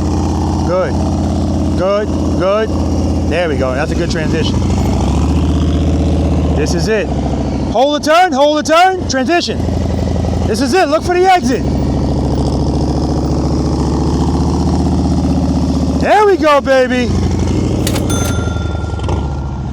All right, guys. Last numbered exercise. We're going to do exercise number 9, the Abominable Snowman. It's going to be Abominable because of the ambassadors. All right, let's do it. So I already got my placement. I just got to hug them and I got to commit.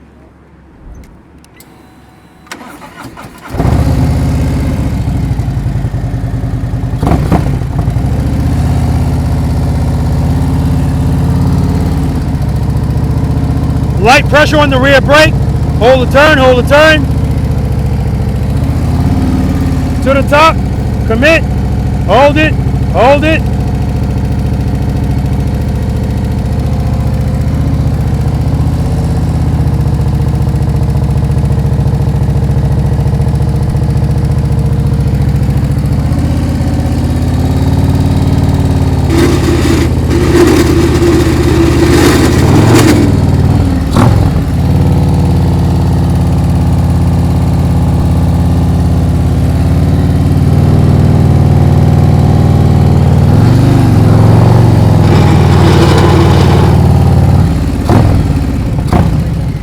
right, let's do it. Gigi's going first. She's got a million cameras on her. Got these guys. Jennifer. It's like paparazzi.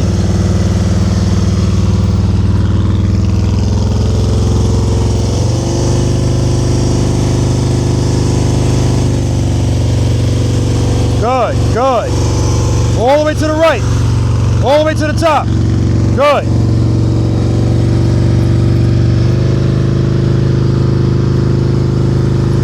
All the way to the left. All the way to the left. Too early. You're early.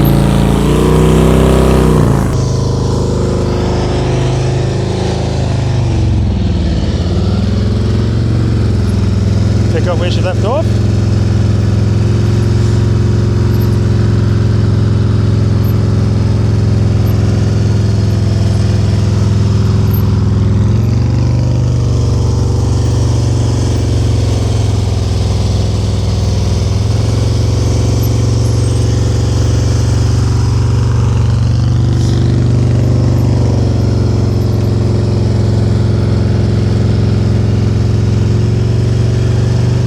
Good job, Gigi.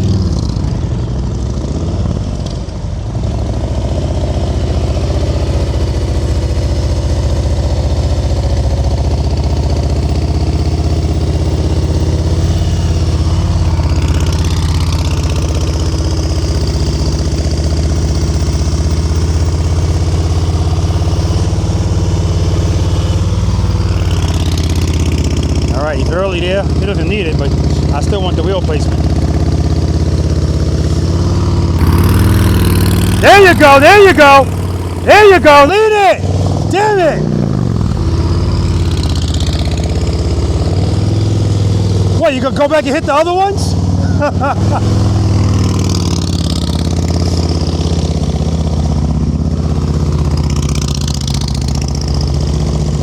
Dude, you're just hitting cones now.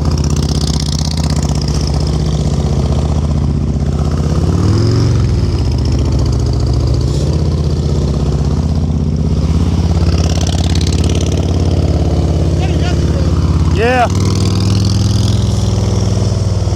He said I did it yesterday.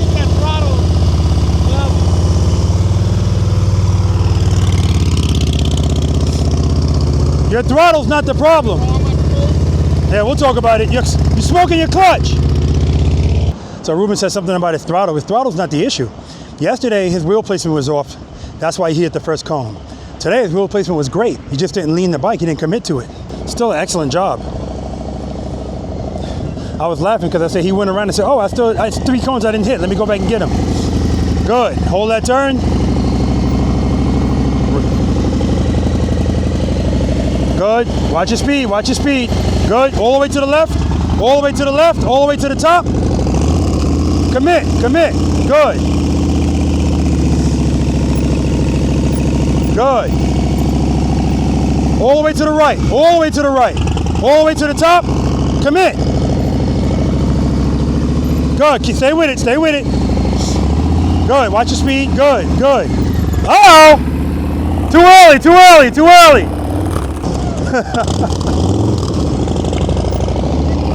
But the fact that he's even up there, that's confidence. Yeah, other side. Yeah, no, that's the way it is, man. I make the rules, not you. Let's go. That's right. You can't keep going on the strong side. You ain't gonna get better that way. That's right.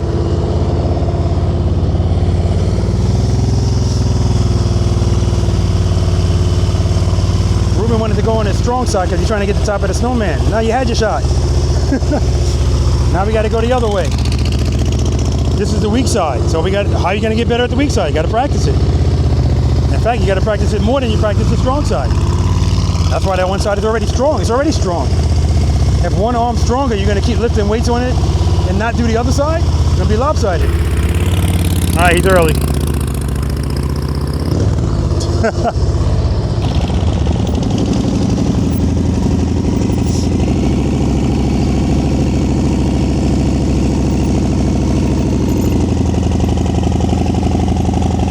Good, all the way to the right, all the way to the right.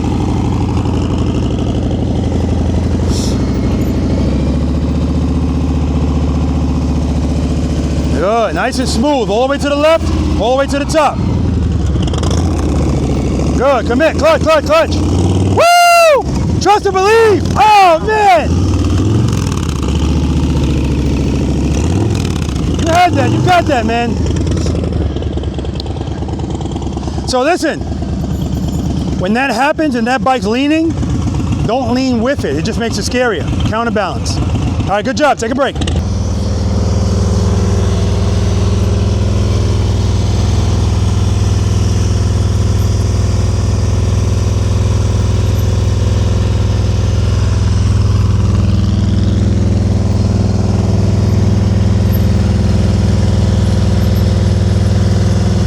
Nice and smooth. All right. You were early there, Gigi. You were early. That's why you were early. She still could have made it, but she didn't want to lean the bike more. But her wheel placement was off. Her wheel placement was off. All right, she's going to try it again.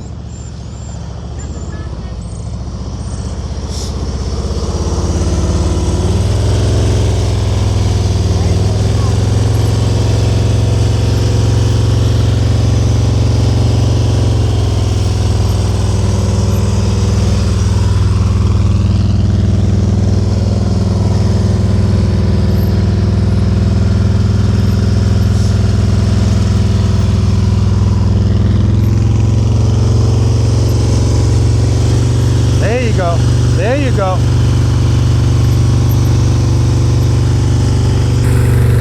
Lean it over! I tried.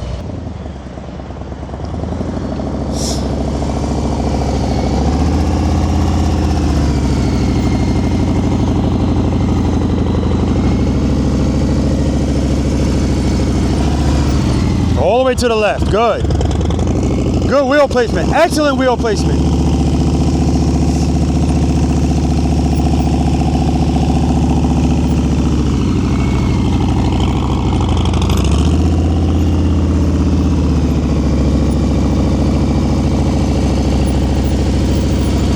All the way to the left. To the top. Commit. Commit. Commit. Woo! All right, guys, we're going to move on to the bonus exercise, to lean or not to lean. I'm going to see if the other people want to get back in and try this, because this is just, you know, keeping the bike straight up and down. All right, let's do it. Any questions, guys? None. Zero. Tell me your name again. Dave. Dave, go get your bike. All right. Ruben, well, I'll get back to you. Jaron, beautiful, man. Beautiful. The fact that you decided to go trespassing in the 18-foot circle, I love that, because that shows where you are confidence-wise, right? And you had it. You had it. You were a little bit off on the placement. The placement's so important, guys. Ruben, yesterday your placement was good. No, I'm sorry, yesterday your placement was off. That's why you didn't make the turn yesterday. Today your placement was perfect. No commit, not leaning. Then I was laughing because I said to myself, Ruben said, oh, I only hit 7 cones? Let me go hit 2 more. Just keep going. That's what I do sometimes. I knock them all out of my way. I make my own space. There you go. And that's exactly what you did. Gigi, beautiful. You know, every now and then, Gigi, you'll slow down and straighten up and then get back into it. No problem at all. All right. Are you familiar with this exercise? Yeah. Are you familiar with this exercise? Why are you so far away? Yeah, come over here. I'm not going to yell at you all the way over there. Well, now you're going to have to record because your husband's going to be in this. All right, this is called to lean or not to lean. Okay. So yeah, you're right. It's like a serpentine, but it's not. It could be. These cones are 10 feet apart. You have to decide if you're going to do it straight up or try to do it leaning, or both, right? We're going to do it one time, allegedly. 6 cones, I'm sorry, there's 7 cones. That means you can only get 6. I'm giving you the first cone, just don't hit it, right? And the goal is to see how many cones you can get past without putting the foot down, without hitting the cone. Okay, I'm gonna be behind you with a handheld camera. 1 cone, 2 cones, 3 cones. Oh, okay. If I say that's it, that means you hit a cone, shut it down. Yesterday, Gigi, Oh my God, you were missing cones by millimeters. I couldn't believe it. It was beautiful. All right, let me fix one of these cones because it's crooked, it's bothering me. All right, I'm gonna demonstrate it. Going down, I'm gonna do it straight up. Coming back up, I'm gonna do it leaning. It's called to lean or not to lean because sometimes you might get to that last cone and it's too close to you. And you go to make the turn and you know you're not gonna make it. If you're not gonna make it, what do you have to introduce? Lean. Trust and believe. Drop and catch, whatever the hell you wanna call it.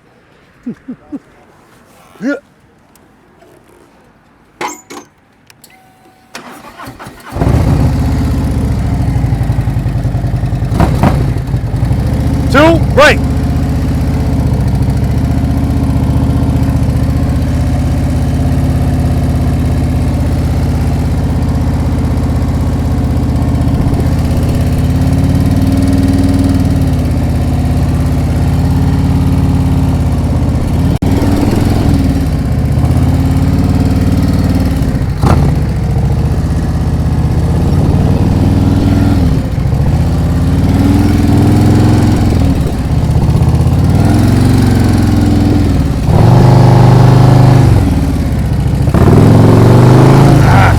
Ain't gonna make that one.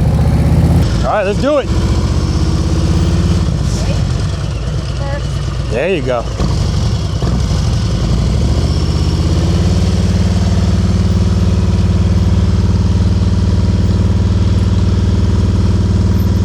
One cone,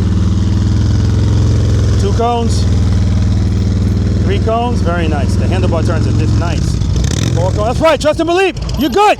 You didn't hit nothing. 4 cones.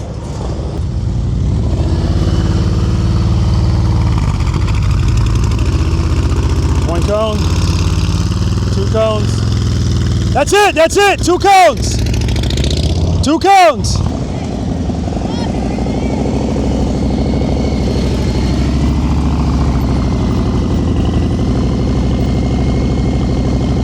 One cone. 2 cones, 3 cones, 3 cones, 3 cones. All right, we got a late entry here. Not in today's class, his wife is, and because she's out, I'm letting him get in. He's a preloader.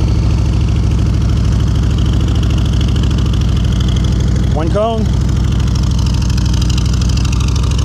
2 cones. That's it, 2 cones, 2 cones. That's it, best of 3.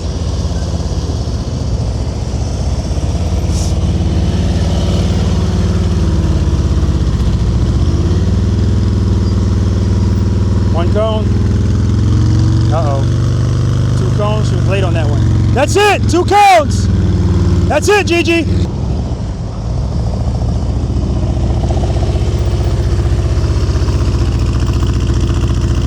One cone. 2 cones.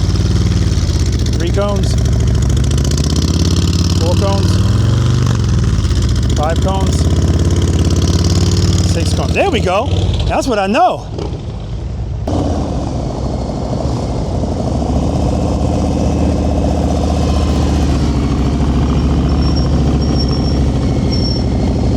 Cone, 2 cones, 3 cones, 4 cones. There we go. Uh-oh. That's it, that's it. He was doing good too, and then he didn't hold the turn long enough. Didn't give himself enough space. All right, you ready? Let's do it.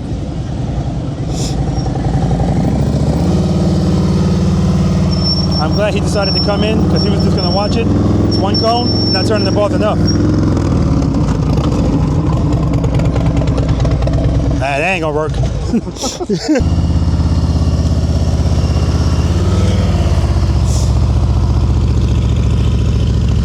1 cone, 2 cones, good. That's it, 2 cones, 2 cones.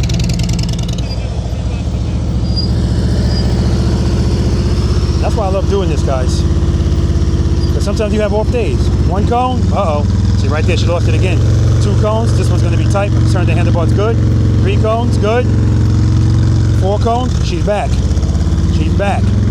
5 cones. That's the GG I know. There we go. 6 cones. No pressure, but you better get 6. 1 cone, 2 cones, 3 cones, 4 cones, woo, 5 cones, 6 cones, beautiful, woo!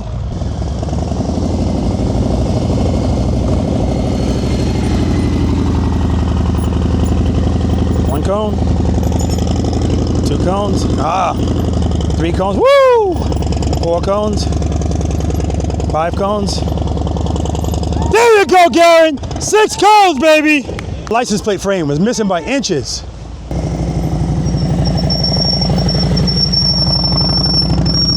Starting from the other side.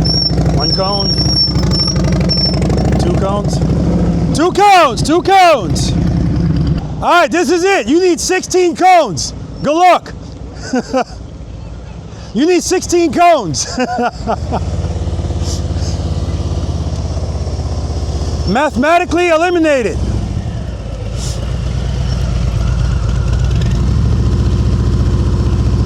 One cone, 2 cones, just missed it.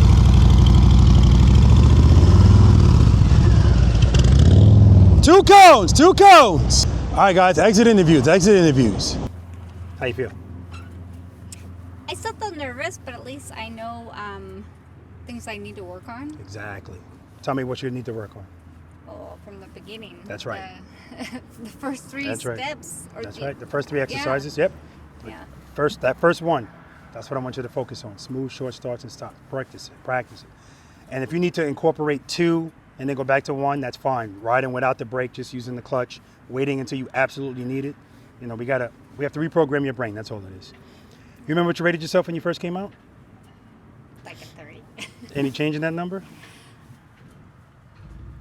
I don't know. At least I feel I started using my rear brake, even though I was going back to a bad habit every once in a while, but at least I was catching it. Yeah, so, yeah. maybe a little bit better than that. Okay. So keep in mind, if I ask you if your number got better, I'm not looking for you to say yes. Because sometimes people don't really know how to rate themselves. So a lot of times people rate themselves and they come back and go, oh no, it was way too high. I'm blah, blah, blah. Or sometimes it stays the same, okay? But I want you to make the most out of this. You have to practice, okay? Yeah. All right. Definitely realize that I do need a lot more practice, like on my own time, parking lot. Yep, absolutely. Pleasure to meet you, dear. You too. All right. Thank you. You're welcome. Feeling, man? Good. Yeah, I got a little nervous and stuff with doing some of this stuff, but it actually opened up my eyes on what I need to learn and what I need to do and what I need to practice. That's right. You know, great people, great instructor, great course. Oh, thank you. Yeah, man. Thank you. Very open up my broad of everything of what we need to practice or what I need to practice and what I need to do and where I need to be. Yeah. You know, so it's very good. The ball's in your court now. Oh yeah, definitely. Yeah. So start at 1. Yep. And get comfortable with that. Go to 2. Go back to 1. You know. But you're still going to ride. I know you're still going to ride. Every time you ride, I want you to be saying to yourself at the end of that stop, friction brake, friction brake, friction brake. Definitely. If the light's red, don't rush to it. Yep. Go to slow ride. All right. Okay? Pleasure, man. Thank you, man. I appreciate it. All right. How you feeling, man? Feeling pretty good. Yeah, today was excellent. Yeah, you did. Listen, you did great. And so this is what I mean, guys, when I talk about people. It's one thing to watch my videos, but, you know, it's not just white noise, right? You have to, if you're trying to really learn this and you watch, he's paying attention to everything. And I'm not talking about just in the videos, even out here, the questions that he's asking are very specific questions that prove to me he's paying attention, right? It's important, clearly it is. You remember what you rated yourself when you first came out? I did. I believe I said a 3. Okay, just in case you sandbag, I'm moving over here. Any change in that number? Yes, I would bump myself up at least 1 point, only because I feel like, you know, I could watch the YouTube videos all day long. I could know all the concepts, but I took this class because I wanted to come out here and actually learn it from you and put it to practice. Yeah. So yeah, I would give myself a bump up, maybe 1, just because now I know that I'm doing the fundamentals right. So you're saying 4? Yes. Yeah, I respectfully disagree. It's too low. That's my opinion. It's too low. So you guys be the judge of that. Put in the comment section if you think either 4. I highly disagree. Anyway, man, I appreciate you. Pleasure to meet you. Thank you, Rob. All right, very man. much. Let me tell you something. You guys, this was good. It was interesting, especially at the end. It happens every now and then. Maybe I set the tone. Coming back, I screwed up. So then the ambassador said, "No, we're not going to leave him out there. So we're going to kind of mess up a little bit too." Because I can't tell you the last time I see you guys get less than 6 cones, right? But that's why I said I can't just do this once. Yeah, and the first time I did it, I thought I heard you say 3 cones. That's it. That's why I stopped. I like. I knew that too. I was just counting the cones, 3, 3, and I was like, again, just missing cones. So yeah, she kind of stopped. Yeah. Anyway, I don't know who that. Oh, actually, Ruben won that. Yeah. Okay, congratulations, man. Thank you. Any change in your numbers? I know you rated yourself a 7, and you said a 7 point, some ridiculous number. 7.675. Yeah. 7.5, I consider myself. It gives me a lot of room to work on, and we're going to be working on a lot of things that we learned here yesterday and today. Lesson 130, 131. Yep. And we're going to be better for it next year. And continue doing the ambassador treatment practices. That's right. That's right. Yes, Listen, guys, especially. check out G-Pops and GG on YouTube, Instagram, and TikTok too, right? Yeah, I hardly. But you hardly put it. Okay. Facebook, yeah. YouTube mainly, Yes, all right? Check them yes. out, guys. It's good stuff because those are the long form videos. Yeah. All right, guys, listen, that's going to do it for practice session number 131. I want to thank everybody that came out here and practiced with me today. They all did good. Preloaders and V.I.Preloaders. I got stuff for them. Please remind me because I don't want them to leave without me giving them, what I want to give them. Listen, again, huge shout out to Pastor Fred. I finally got to meet him, and I was so happy about that. It's just a gentleman. You could just tell he is. I forgot he also rides. I don't know if I'm ever going to be able to catch him at a practice session. I hate that I can't catch him because we're at his spot. Yeah. It would be awesome to have him here. But anyway, huge shout out to him again. Huge shout out to my ambassadors, G-Pops and GG. And huge shout out to you guys for watching the video. If you stuck around this long and you're not subscribed, I don't know what's going on with you. Hit that subscribe button, hit the like button, share these videos, and share it. I already said share it. Hit that notification bell, switch it to all, so you'll always be notified every time I put out a new video. I say it all the time, guys. I'm going to say it again. Spend more time being thankful for the things that you have, less time complaining about the things that you don't. Seat time does not equal practice time. And if you have time to ride your motorcycles, you have time to practice on them. That's not my opinion. That's right. That's Until next time. I thought you were going to, last time you jumped in. Oh.